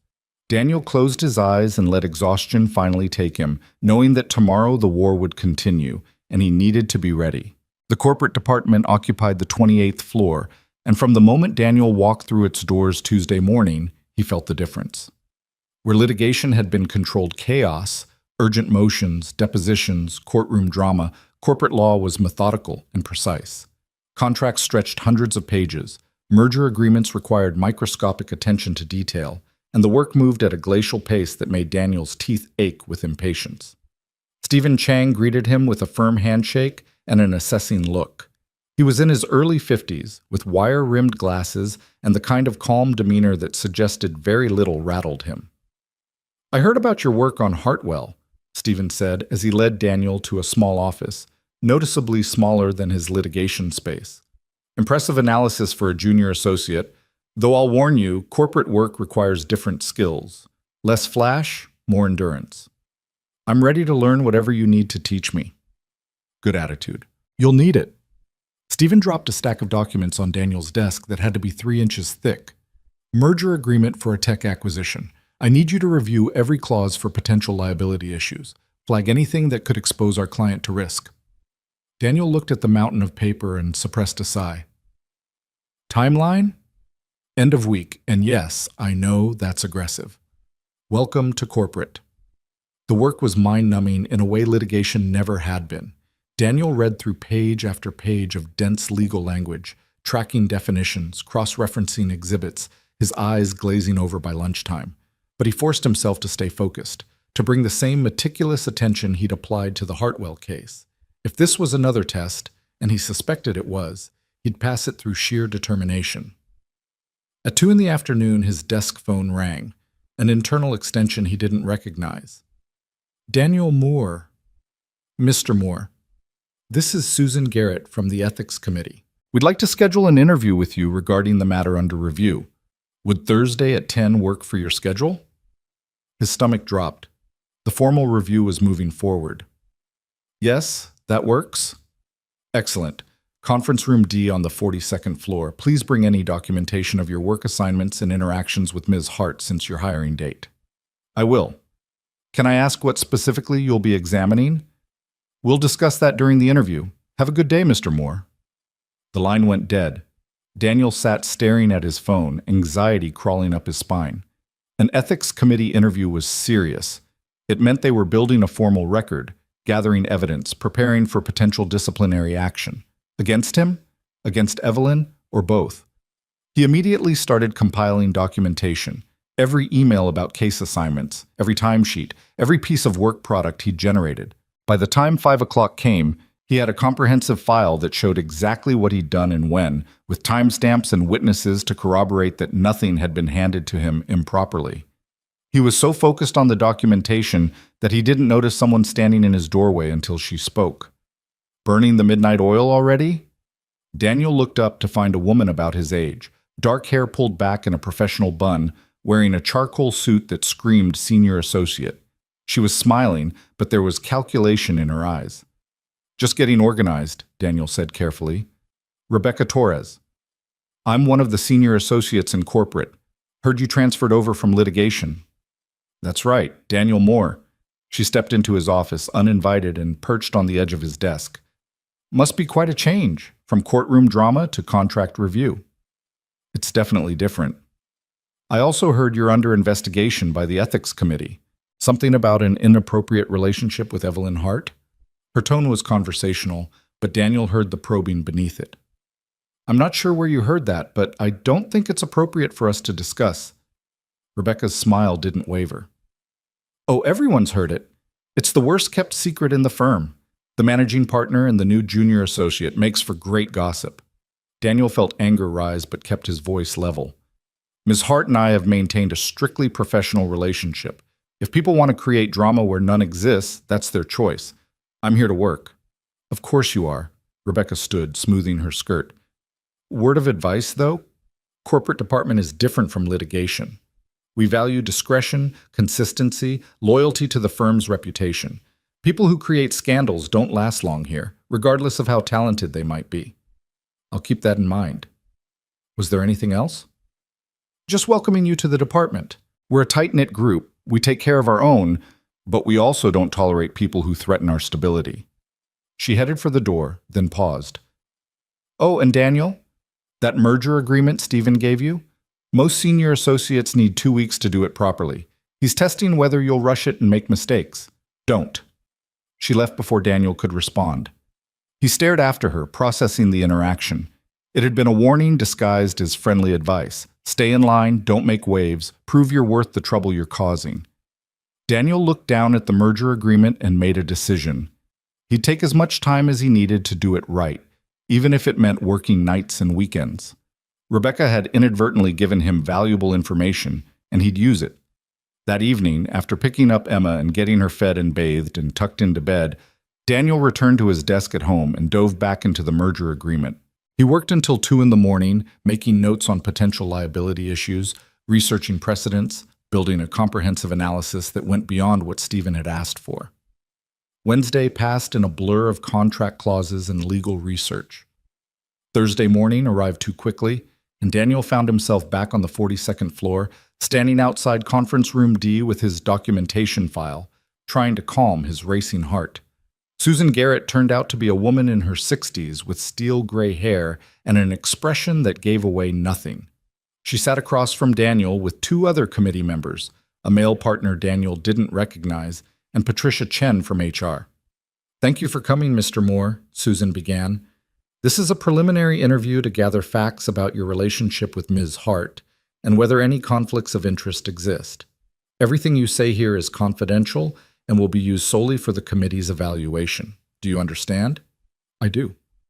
"Good. Let's start with how you met Ms. Hart." Daniel took a breath and told the story. The dog running into traffic, the rescue, the phone call. He kept it factual and straightforward, watching their faces for reactions. "And she invited you to dinner as a thank you?" the male partner asked. "Yes. I initially declined, but she insisted." "This was before you started working here?" "The rescue was the night before my first day. The dinner was that same evening." Patricia made a note. "And you didn't know she worked here? Didn't know she was the managing partner?" "I had no idea. When she introduced herself, she just said her name. I didn't make the connection until the next morning when Patricia here brought me up to meet her." "That must have been quite a shock," Susan said. "It was. We both agreed immediately that we needed to maintain professional boundaries going forward." "But you continued to see each other outside of work," the male partner said. "It wasn't a question. We encountered each other a few times at the riverfront. I walk there on weekends with my daughter. Ms. Hart walks her dog in the same area. Chicago's a big city, but certain neighborhoods overlap." "And these encounters were purely coincidental?" Susan's tone suggested skepticism. Daniel met her gaze directly. "The first few were. After that, we were both aware we might run into each other. We made no effort to avoid it." "Why not? Given your respective positions, wouldn't avoidance have been the prudent choice?" This was the heart of it, Daniel realized. They wanted to know whether he and Evelyn had been reckless, whether they'd put personal desires ahead of professional judgment. In retrospect, yes, avoidance might have been prudent, Daniel said carefully. But at the time, it felt unnecessarily extreme. We were friendly acquaintances who occasionally crossed paths in a public setting. Neither of us saw that as inherently problematic. "But it evolved beyond friendly acquaintance, didn't it?" Patricia asked. "You've been to Ms. Hart's residence multiple times, according to reports." "Twice. Once to return her wallet that she'd left at a coffee shop. Once when she invited me to discuss career mentorship." "Career mentorship," the male partner repeated. "From your boss, doesn't that seem like a conflict?" "She's not my direct supervisor. She's the managing partner of the entire firm. I work for John Reeves in litigation." "Worked for him," Daniel corrected. "My assignments came from John, not from Ms. Hart. She had no direct involvement in my work." Susan leaned forward. "Mr. Moore, I'm going to ask you directly. Are you romantically involved with Evelyn Hart?" The question hung in the air. Daniel knew that lying to the ethics committee could end his career immediately, but telling the complete truth could destroy both him and Evelyn. He chose his words with extreme care. "Ms. Hart and I have developed a personal friendship that includes mutual respect and affection. Whether that constitutes romantic involvement is a matter of interpretation. What I can tell you unequivocally is that our friendship has had zero impact on my professional performance or opportunities. Every assignment I've received has been based on my work product. Every achievement has been my own." "That's a very careful answer," Susan observed. "It's an honest one. You asked me to be truthful, and I am. My relationship with Ms. Hart is personal and private, but it has not compromised my professional integrity or created any actual conflict of interest." The committee members exchanged glances. Patricia spoke next. "What about your assignment to the Hartwell case?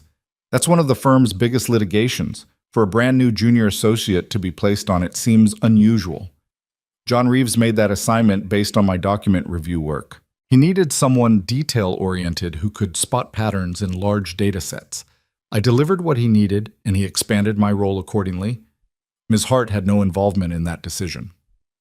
We've spoken to Mr. Reeves, the male partner said. He confirms your account. He also said your work was exceptional, some of the best analysis he's seen from a junior associate. Do you think that's accurate? It was a trap question. Agree, and he looked arrogant. Disagree, and he undermined his own competence. I think I worked extremely hard and brought skills from my previous experience that proved valuable. Whether it was exceptional is for others to judge.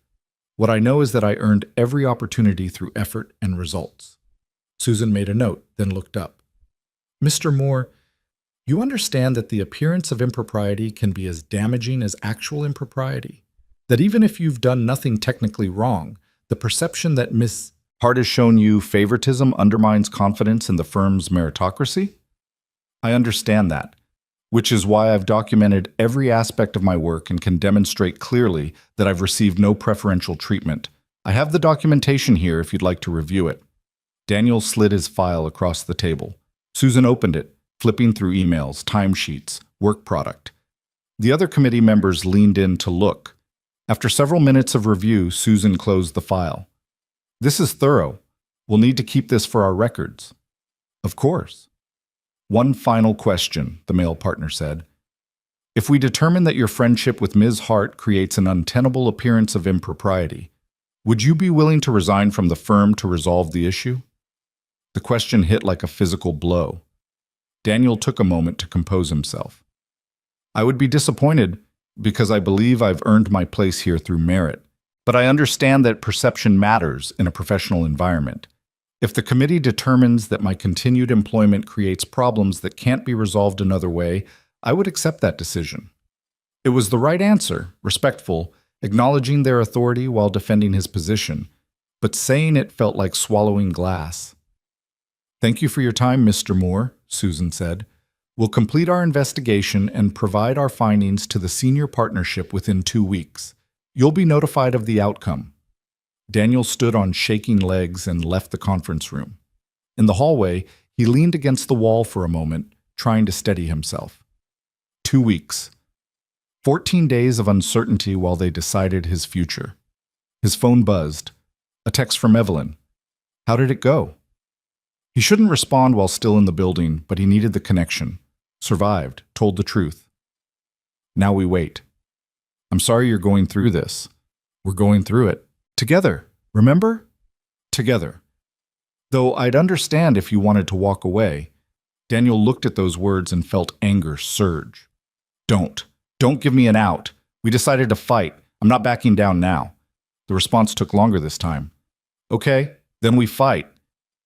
Daniel pocketed his phone and headed back to the corporate department where the merger agreement waited. If this was going to be his last 2 weeks at Morrison & Hart, he'd make damn sure they were 2 weeks of exceptional work that no one could question. He worked like a man possessed for the next 10 days. The merger agreement was completed in 12 days instead of Stephen's 1-week deadline, but the analysis Daniel produced was comprehensive enough that Stephen actually smiled when he reviewed it. This is partner-level work, Stephen said. You caught liability issues our senior associates missed on the first draft. Where'd you learn corporate structuring? Night school and necessity. I worked as a paralegal before law school, mostly business litigation. Picked up corporate fundamentals by osmosis. Well, your osmosis is better than most people's formal training. Stephen dropped another file on Daniel's desk. IP licensing agreement. Client's a software company acquiring a smaller competitor. I need you to identify any intellectual property conflicts or licensing issues that could blow up post-acquisition. It was more complex than the merger agreement, and Daniel dove into it with the same meticulous focus. He worked through lunches, stayed late after picking up Emma, reviewed materials on weekends while his daughter played at the park. Mrs. Chen commented that he looked exhausted, and Emma started asking if he was okay with increasing frequency. I'm fine, sweetheart, he assured her, though he could see the worry in her 7-year-old eyes. Just working hard to do a good job. You always work hard. Maybe too hard. She sounded so much like Sarah in that moment that Daniel's throat tightened. You're probably right.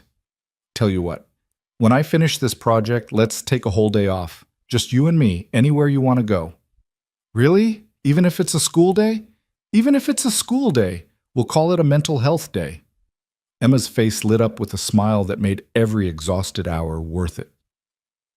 The review period was almost over when Daniel got called back to the 42nd floor. This time it was just Susan Garrett and Richard Blackwood waiting in the conference room, and Daniel's stomach clenched with anxiety. "Sit down, Mr. Moore," Blackwood said, his tone impossible to read. Daniel sat, forcing his hands to remain steady on the table. "We've completed our investigation," Susan began. "We've reviewed your documentation, interviewed multiple people, and examined your work product in detail. We've also interviewed Ms. Hart separately." Daniel's pulse hammered in his ears. This was it, the moment that would determine whether he still had a career. "Our findings are as follows," Susan continued.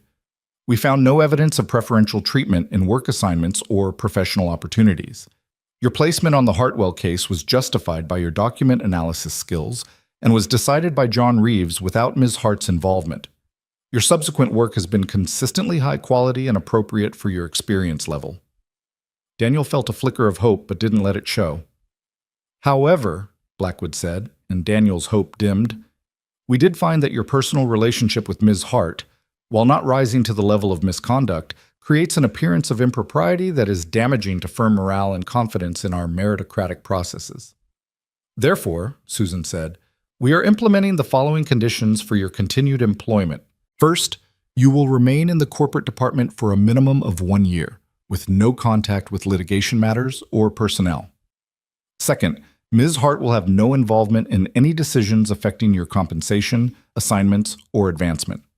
Third, you and Ms. Hart will maintain strictly professional contact within firm premises, with no private meetings unless a third party is present. And fourth," Blackwood added, his gaze hard, "you will both sign agreements acknowledging that any future violations of these conditions will result in immediate termination for you and disciplinary action for Ms. Hart. Are these terms acceptable?" Daniel processed quickly. It wasn't termination. It wasn't the end. It was survival with conditions. "Yes," he said, "those terms are acceptable." "Good. The agreements will be prepared by end of day. Sign them and return them to HR by Monday." Blackwood stood. "Mr. Moore, you've shown impressive work ethic and ability during this process. Don't waste this second chance." "I won't, sir. Thank you." Daniel left the conference room feeling like he'd just survived a near-death experience. Relief and residual fear warred in his chest as he rode the elevator back down to corporate. He wanted to text Evelyn immediately, but knew he had to wait until he was outside the building, outside the surveillance that had already documented too much. At lunch, he walked 3 blocks to a small park and called her from a bench where no one from the firm would see him. She answered on the first ring. "Daniel?" "It's over. We survived." He heard her exhale shakily. "What were the conditions?" He told her everything: the department restriction, the separation of her from his career decisions, the no private meeting rule, the termination agreement. When he finished, Evelyn was quiet for a long moment. "A year in corporate. That's going to be hard for you." "I'll manage. At least I'm still employed. And we can't meet privately at work anymore. No closed-door conversations, no elevator talks, nothing without witnesses." "I know." "Daniel, this is going to make everything harder. Our relationship, our ability to even have a relationship, we'll figure it out," Daniel said firmly. "We knew this wouldn't be easy. We prepared for consequences. Now we deal with them and move forward." "You make it sound simple." "It's not simple, but it's doable. 1 year in corporate, proving myself without any shadow of your involvement. Then we reevaluate. In the meantime, we have weekends, we have evenings, we have lives outside this firm. Lives that someone was watching closely enough to document. We have to assume they're still watching." Daniel had thought about that. "Then we give them nothing to see. We're careful, we're discreet, and we wait out this year. I can be patient when I need to be." "Can you?" "Because I'm not sure I can." There was frustration in her voice, and underneath it, fear. Daniel understood. This was her firm, her reputation, her legacy being threatened. "Evelyn, look at what we just survived. An ethics investigation that could have ended both our careers. We came through it because our story held up under scrutiny. That matters." We came through it with restrictions that basically wall us off from each other professionally. Professionally, yes, but not personally. They can't control what we do outside of work. Can't they? Someone already hired a PI to watch my house. Who's to say they won't do it again? Daniel took a breath, choosing his next words carefully. Then we're careful. We meet in different places. We vary our patterns. We don't give them ammunition, but we don't stop living either, because that's letting fear win. Evelyn was quiet again. When she spoke, her voice was softer. I've been managing this firm for 3 years, Daniel. Making hard decisions, sacrificing personal comfort for professional success. And then you walked into my life, literally ran into traffic to save my dog, and suddenly I'm questioning all of those sacrifices. Maybe that's not a bad thing. It's terrifying. I know. But you're one of the strongest people I've ever met. You built this career through determination and brilliance. Don't doubt yourself now. He heard her laugh quietly. You're supposed to be the one falling apart. You're the one who almost lost his job. Almost only counts in horseshoes and hand grenades. I'm still here, still fighting, and I'm not going anywhere. Even with a year in corporate purgatory ahead of you? Even then, Stephen Chang says I'm doing partner-level work. I'll use this year to prove I can excel in multiple departments. That makes me more valuable, not less. Always finding the silver lining. Someone has to. You're too busy catastrophizing. That got a genuine laugh. Fair point. All right, Mr. Optimist. What's our next move? We sign the agreements, we follow the rules, and this weekend we take Emma and Bailey to the park like we've been doing, because that's not a violation of any corporate policy. You're sure about that? They might try to argue. Let them try. What we do on our personal time in public spaces with my daughter present is nobody's business but ours.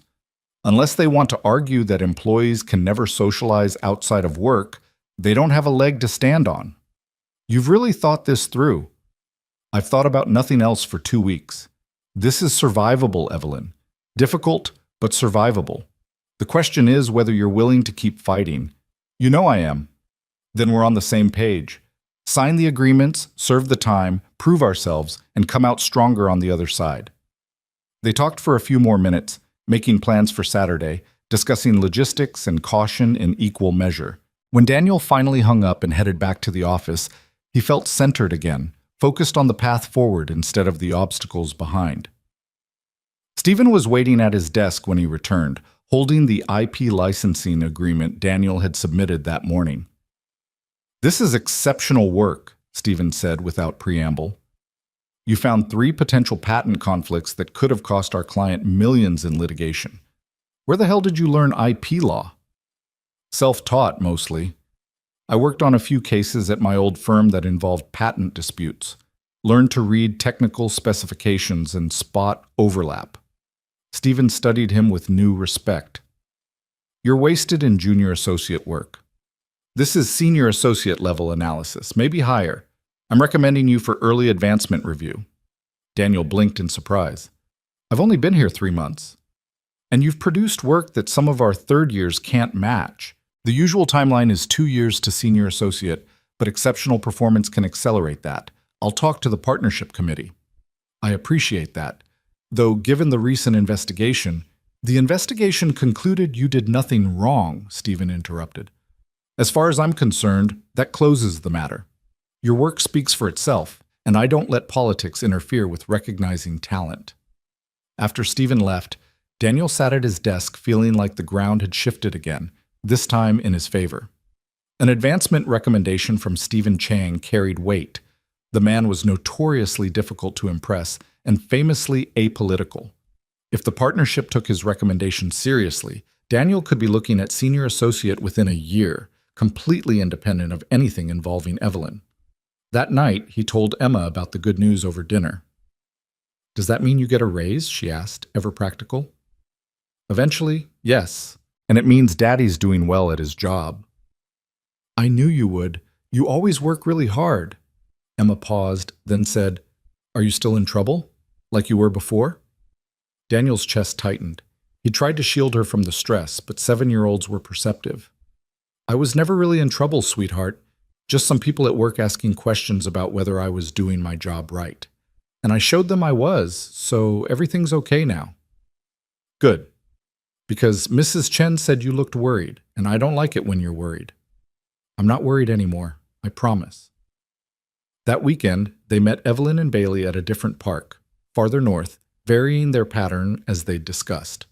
Emma ran ahead with Bailey, and Evelyn and Daniel walked at a distance that allowed for private conversation but wouldn't look intimate to any observer.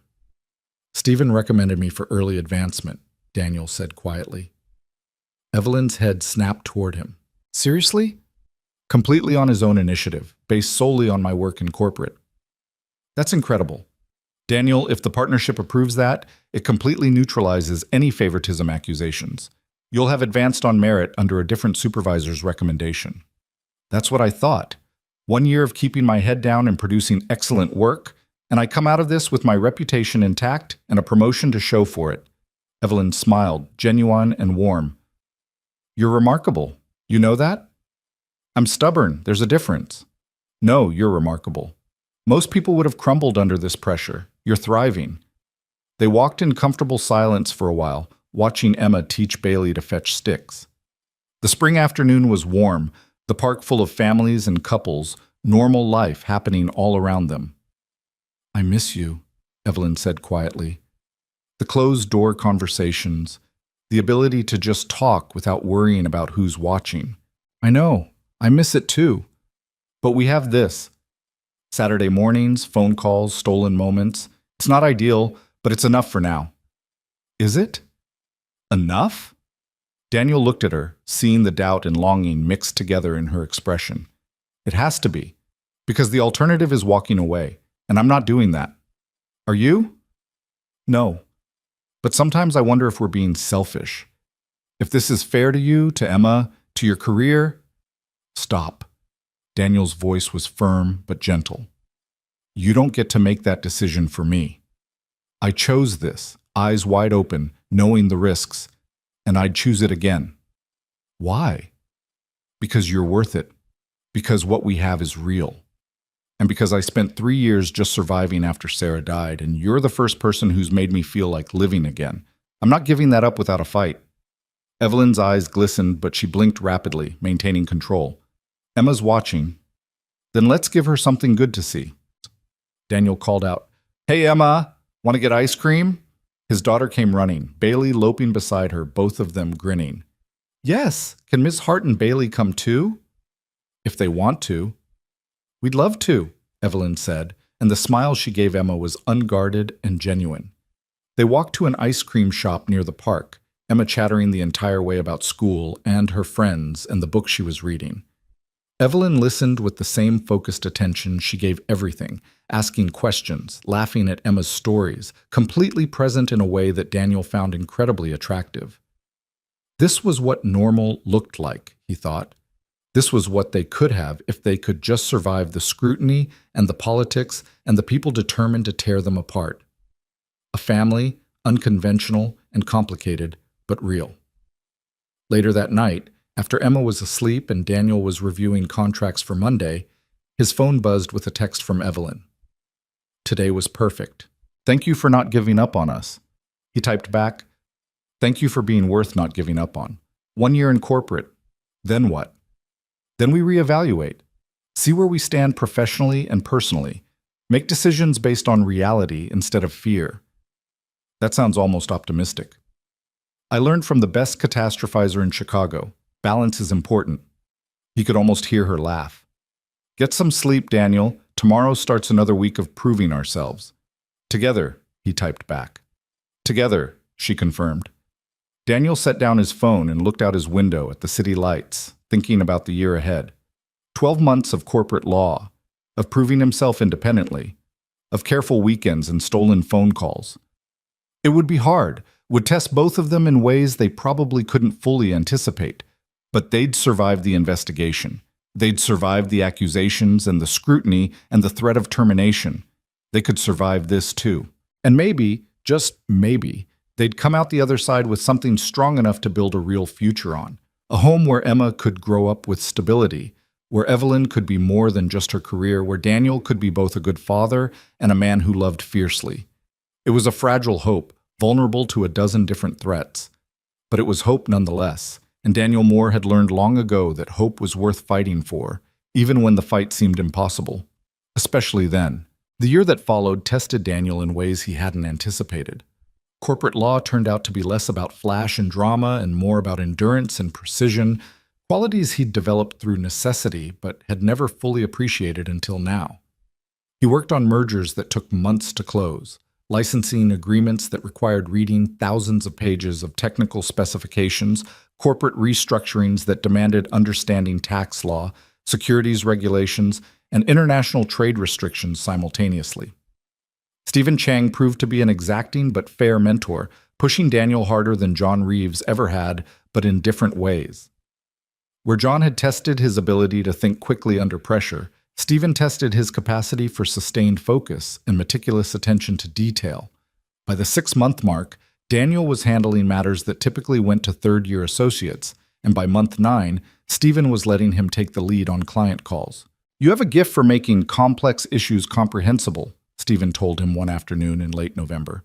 "Clients trust you because you don't condescend. You explain things clearly without making them feel stupid." "I learned that raising a 7-year-old," Daniel said, "Emma asks 1,000 questions, and if I can't explain something so she understands it, that's my failure, not hers." Stephen smiled at that. "Well, whatever the source, it's serving you well. I'm moving forward with the advancement recommendation. You'll be reviewed for senior associate in January." The news should have felt triumphant, but Daniel found himself thinking about the cost. Emma had started therapy 2 months ago. Nothing dramatic, just a counselor to help her process the long hours Daniel worked, the stress he couldn't quite hide, the fact that her father was dating someone she liked but rarely got to see. The therapist said Emma was resilient and well-adjusted, but Daniel heard the subtext. She was coping, not thriving, and the distinction mattered. He'd cut back where he could, made it to every school event, prioritized their weekend time together. But the 60-hour work weeks were taking their toll on both of them. Emma had stopped asking when they could see Ms. Hart and Bailey, and that silence worried Daniel more than questions would have. His relationship with Evelyn had evolved into something that existed primarily in the spaces between things. Saturday mornings at various parks around the city, carefully avoiding patterns that might be tracked. Phone calls late at night after Emma was asleep, when they could talk without worrying about witnesses. Occasional dinners at restaurants far from downtown, where they were unlikely to encounter anyone from the firm. It was sustaining but not satisfying, connection without intimacy, love expressed through restraint. "I feel like we're having an affair," Evelyn said one December evening over dinner at a small Italian place in Pilsen. "Sneaking around, watching for observers, measuring every gesture. Except we're not actually doing anything wrong. We're being careful. That's different than sneaking." "Is it?" "Because it feels the same. Guilt without the fun of actual transgression."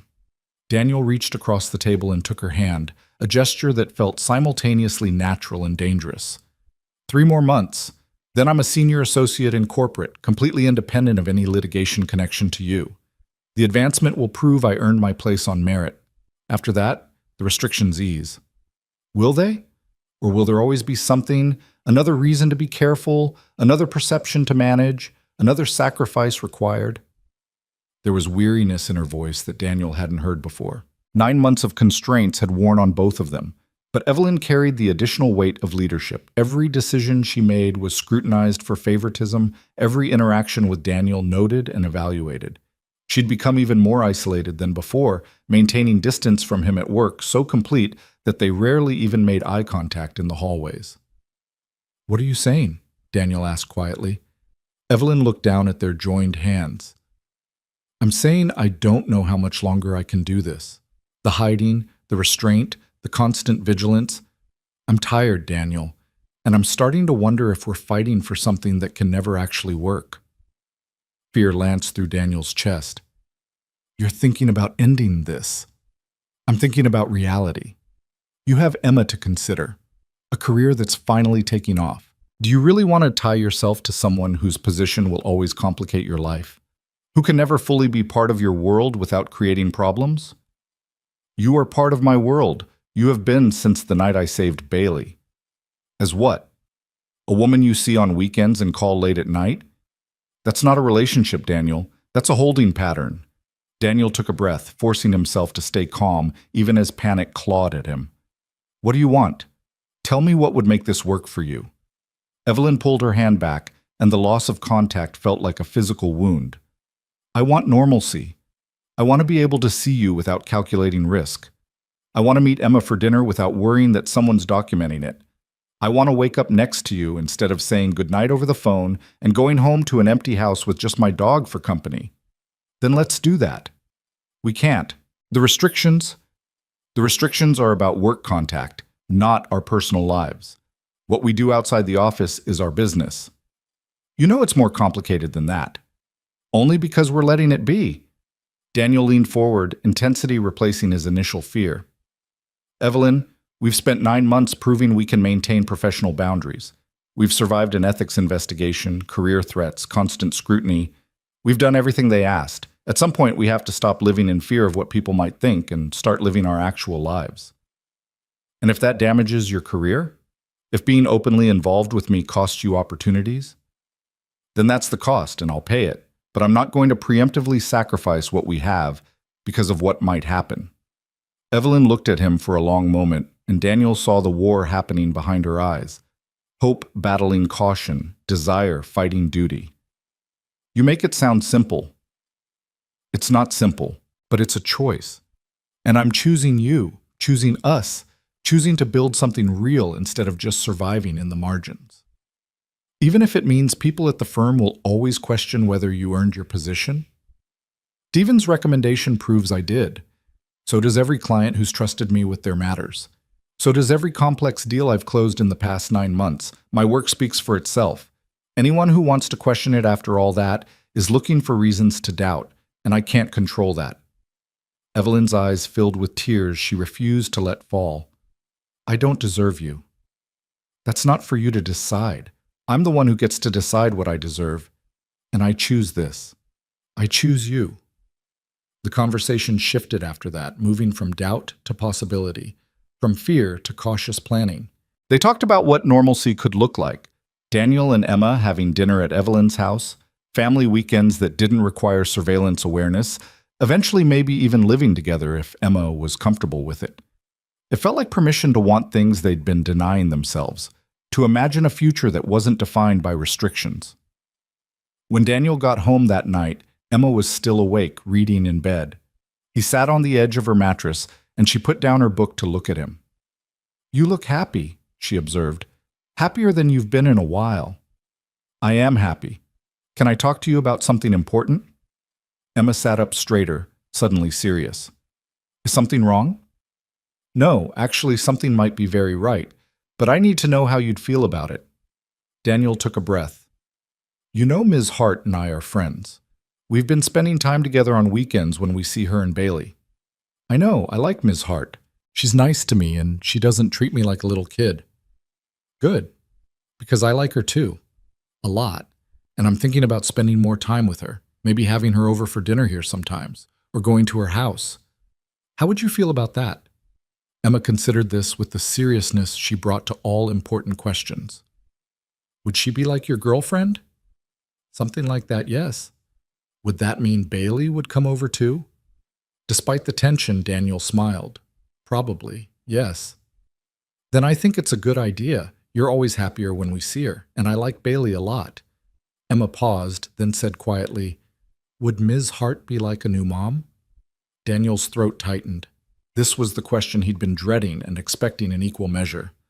No one will ever replace your mom, Emma. Your mom loved you so much, and she'll always be your mom. But Ms. Hart cares about you, and if things work out between us, she could be someone else important in your life. Someone who's there for you, who cares about you. Is that okay? Emma was quiet for a long moment, her small face thoughtful. I think Mommy would want you to be happy, and I think she'd like Ms. Hart because Ms. Hart is kind and smart, and she makes you smile. The wisdom in those words, coming from a 7-year-old who'd lost her mother too young, made Daniel pull Emma into a tight hug. When did you get so wise? I've always been wise. You just don't always notice. That got a laugh, breaking the emotional tension. You're absolutely right. I should pay better attention. So can we have Ms. Hart and Bailey over for dinner this weekend? I'll ask her. But Emma, This is new for all of us. It might be awkward sometimes or complicated. If you ever feel uncomfortable or want to talk about it, you tell me, okay? Okay, Daddy, I promise. The dinner happened that Saturday, and it was both easier and harder than Daniel had anticipated. Evelyn arrived at 6 with Bailey and a bottle of wine, looking nervous in a way he'd never seen her. Emma was practically vibrating with excitement, mostly about Bailey, but also clearly pleased to have Ms. Hart in their home. Daniel made pasta, one of the few dishes he could reliably cook well, while Emma showed Evelyn her room and her favorite books and the drawing she'd made at school that week. From the kitchen, he could hear Emma's chatter and Evelyn's responses, patient and engaged, and something in his chest loosened. Over dinner, they talked about school and work and books and movies, normal conversation that felt almost surreal in its ordinariness. Emma dominated much of the discussion, telling stories with the unselfconscious enthusiasm of childhood, and Evelyn listened like Emma was the most interesting person in the world. After dinner, Emma fell asleep on the couch between Daniel and Evelyn. Bailey curled up on the floor beside her. Daniel carefully carried his daughter to bed while Evelyn cleaned up the kitchen despite his protests. "You don't have to do that," he said when he returned to find her loading the dishwasher. "I know. I wanted to." She straightened, wiping her hands on a towel. "Emma's wonderful. You've done an incredible job with her." "She did most of the work herself. She's always been resilient." "She gets that from you." Evelyn moved closer, and for the first time in months they were alone together without the weight of workplace surveillance. This was nice, normal, like we talked about. It was, and it can be our new normal if you want it. Evelyn kissed him then, soft and full of promise, and Daniel felt the last of his defenses crumble. When they finally broke apart, both breathing hard, Evelyn rested her forehead against his. "I want this," she whispered. "All of it. You, Emma, building something real. I'm terrified, but I want it. Then let's do it. Slowly, carefully, but actually do it instead of just talking about it." They established a rhythm after that. Evelyn came to dinner once a week, gradually becoming a familiar presence in Emma's life. Emma started calling her by her first name instead of Ms. Hart, a small shift that felt monumental. They went to museums together, took Bailey to the dog park, had lazy Sunday mornings with pancakes and cartoons. It wasn't perfect. There were awkward moments and adjustment periods, but it was real in a way their previous careful distance hadn't been. At work, Daniel continued to excel. His advancement to senior associate was approved in January with unanimous partnership support. Stephen made a point of noting publicly that the promotion was based solely on Daniel's performance in corporate law, completely independent of his litigation work. It felt like vindication, proof that he'd earned his place through merit alone. The Hartwell case finally went to trial in February, and Daniel watched the results with interest, despite no longer being involved. John Reeves led the defense brilliantly, and the analysis Daniel had done on Dr. Henderson's communication patterns proved crucial. The jury found for their client, awarding minimal damages, and the firm celebrated what was being called one of the biggest defense victories in recent years. John sought Daniel out the day after the verdict. "Your pattern analysis won that case. The jury couldn't get past the inconsistency once we showed it to them." "I'm glad it helped." "It did more than help. It was the difference between a defense verdict and massive liability." John paused. "I put in a request to have you back in litigation. Your year in corporate is up. You've proven yourself in multiple departments, and frankly, we need your analytical skills. Stephen won't like losing you, but that's his problem." Daniel felt excitement war with uncertainty. What about the restrictions, the separation from anything involving Ms. Hart? "The restrictions were always about proving you could succeed independently. You've done that. As far as I'm concerned, the favoritism concerns are settled. You're a senior associate now, and you earned it. Where you work is based on where your skills are best used." The transfer back to litigation happened in March. Daniel found himself back in familiar territory, depositions and motions and courtroom strategy, but now with the added expertise from his year in corporate. He could spot contractual issues that pure litigators missed, could analyze business documents with a depth that made him invaluable on complex commercial cases. And through it all, his relationship with Evelyn deepened. They were no longer hiding, no longer measuring every interaction for appearances. They had dinner with Emma multiple times a week. Evelyn started keeping clothes at Daniel's apartment for mornings, when she stayed over after Emma was asleep. They talked about the future openly, whether they wanted to move in together, what that would mean for Emma, how to blend their very different lives into something cohesive. In June, nearly 18 months after Daniel had first walked into Morrison & Hart, the senior partners called an all-firm meeting. Daniel filed into the large conference room with everyone else, curious about the unusual summons. Evelyn stood at the front with the senior partnership, her expression composed but radiating satisfaction. "Thank you all for coming," Richard Blackwood began.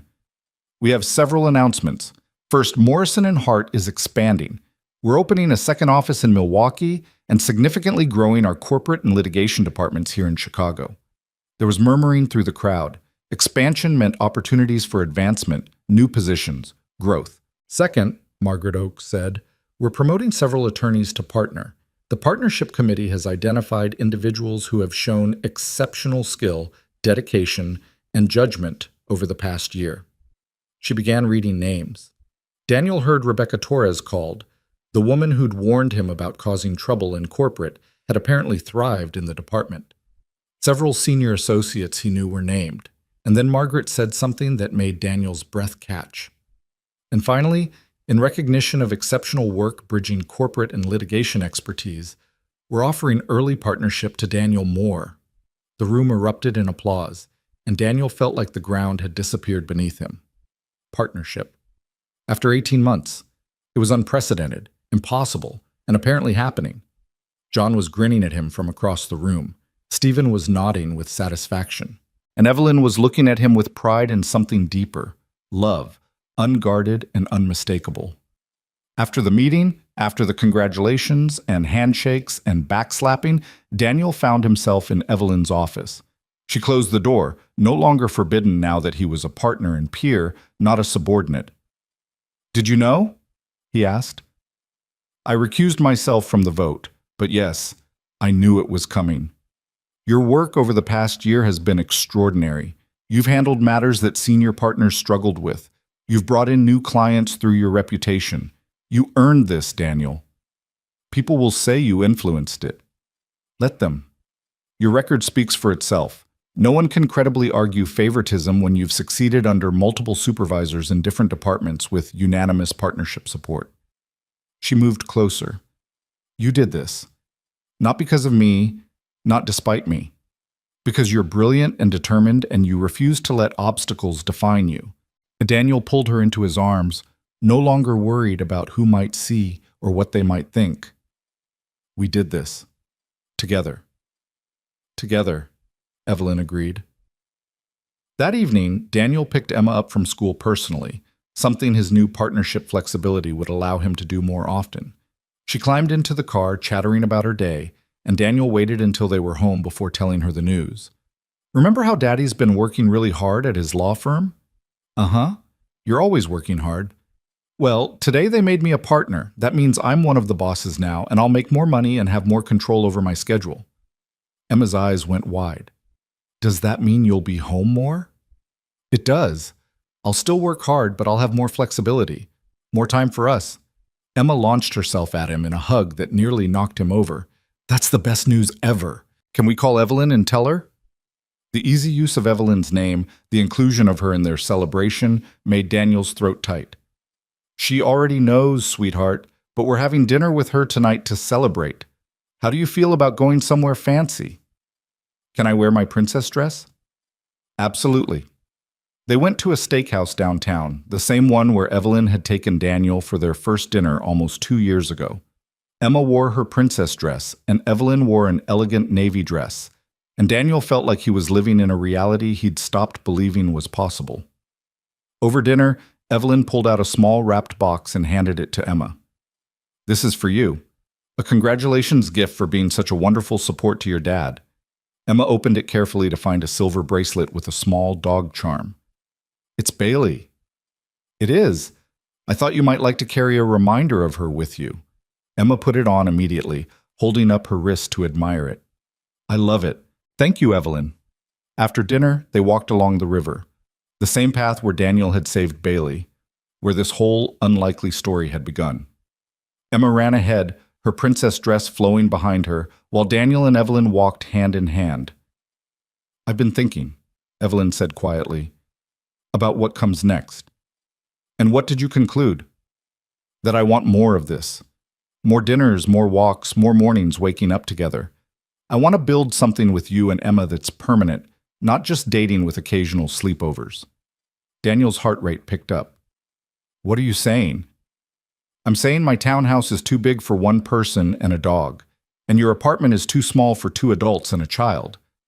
I'm saying maybe we should find somewhere that's ours, all of ours." It was a proposal of sorts, an invitation to merge their lives completely. Daniel stopped walking and turned to face her. "That's a big step." "I know. And if it's too fast, if Emma's not ready, Emma asked me last week when you were moving in. She's been ready." Evelyn's eyes went wide. "She did?" "She did. She likes having you around. She likes the stability, the feeling of family, and so do I." "So is that a yes?"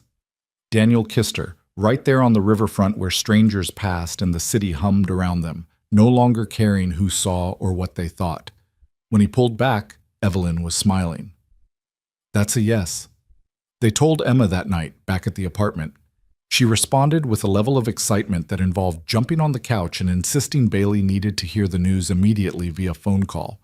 Her only request was that her room in the new place be big enough for sleepovers with friends, and that Bailey be allowed to sleep at the foot of her bed sometimes. The next few months blurred together in the best possible way. They found a house in Lincoln Park, not as expensive as Evelyn's townhouse, but spacious enough for all of them with a yard for Bailey. Emma got her big bedroom and helped pick out paint colors. Daniel and Evelyn merged their lives with surprising ease, their different routines and habits blending into something that worked because they both wanted it to.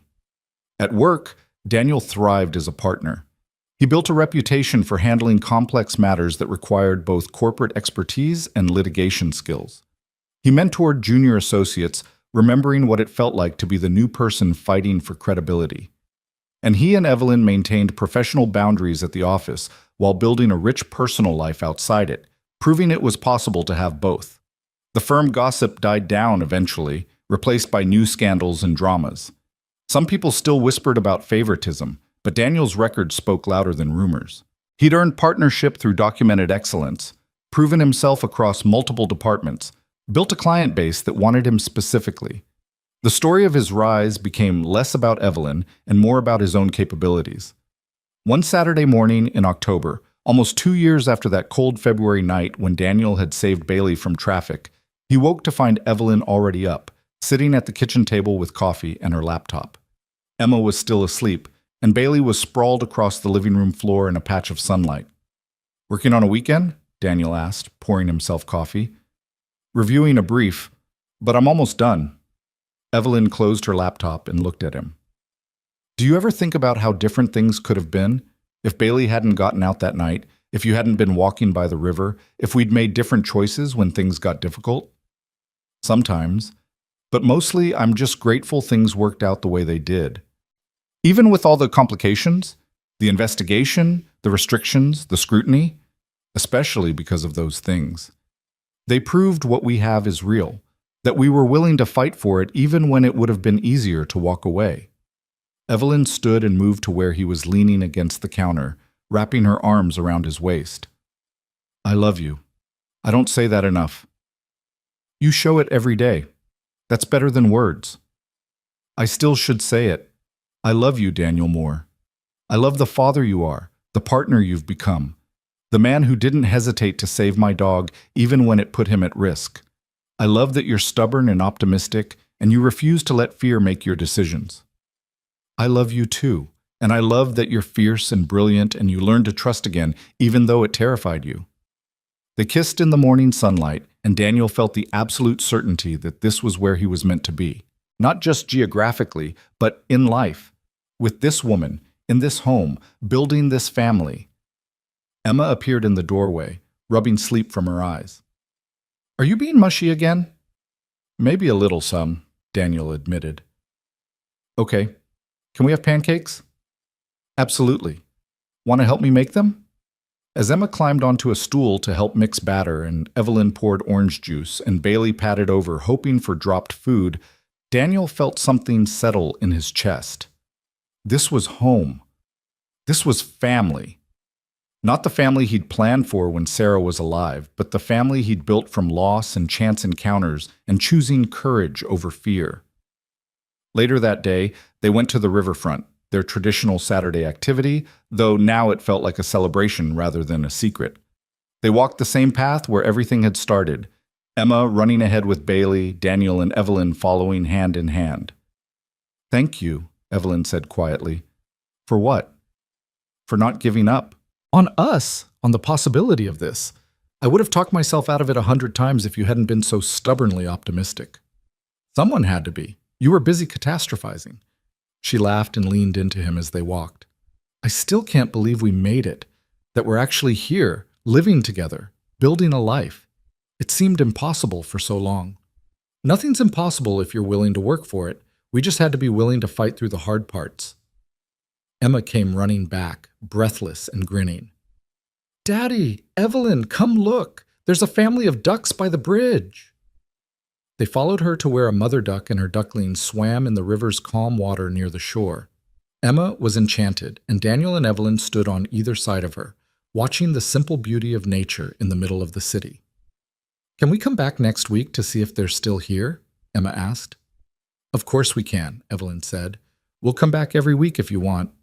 "Good. Because they need someone to check on them, to make sure they're safe." Daniel met Evelyn's eyes over Emma's head, and they shared a smile. Checking on things, making sure they're safe, it was what Daniel had done that February night when he'd run into traffic to save Bailey. It was what they'd been doing for each other ever since, protecting the fragile, valuable thing they were building together. As they walked home later that afternoon, Emma between them holding both their hands, Daniel thought about the journey that had brought them here. From a desperate bark in the darkness to this moment of complete peace, from loss and loneliness to love and family. It hadn't been easy. Every step had required courage. Every choice had carried risk. But standing here now, with Emma chattering happily and Evelyn's hand warm in his, Daniel knew with absolute certainty that every difficult moment had been worth it. They'd taken the scattered pieces of their broken lives and built something new, something stronger for having been tested, something real. And on a cold Chicago evening nearly 2 years ago, when Daniel Moore had heard a dog bark and made the split-second decision to run toward danger instead of away from it, he'd saved more than just Bailey's life. He'd saved his own. He'd found Evelyn. He'd discovered that second chances were real, that love could find you even in the darkest moments, that family could be built from courage and choice and the refusal to let fear win. The city stretched out around them as they headed home, full of millions of stories, millions of moments where lives intersected and changed course. This was theirs, messy and complicated and absolutely perfect. A single father, a powerful executive, a resilient child, and a golden retriever who'd brought them all together. And every morning when Daniel woke up next to Evelyn, when he heard Emma laughing in the next room, when Bailey padded into the bedroom to greet them, he felt the same fierce gratitude he'd felt that first night on the riverfront. Life had given him a second chance, and he'd had the courage to take it. That was enough. That was everything.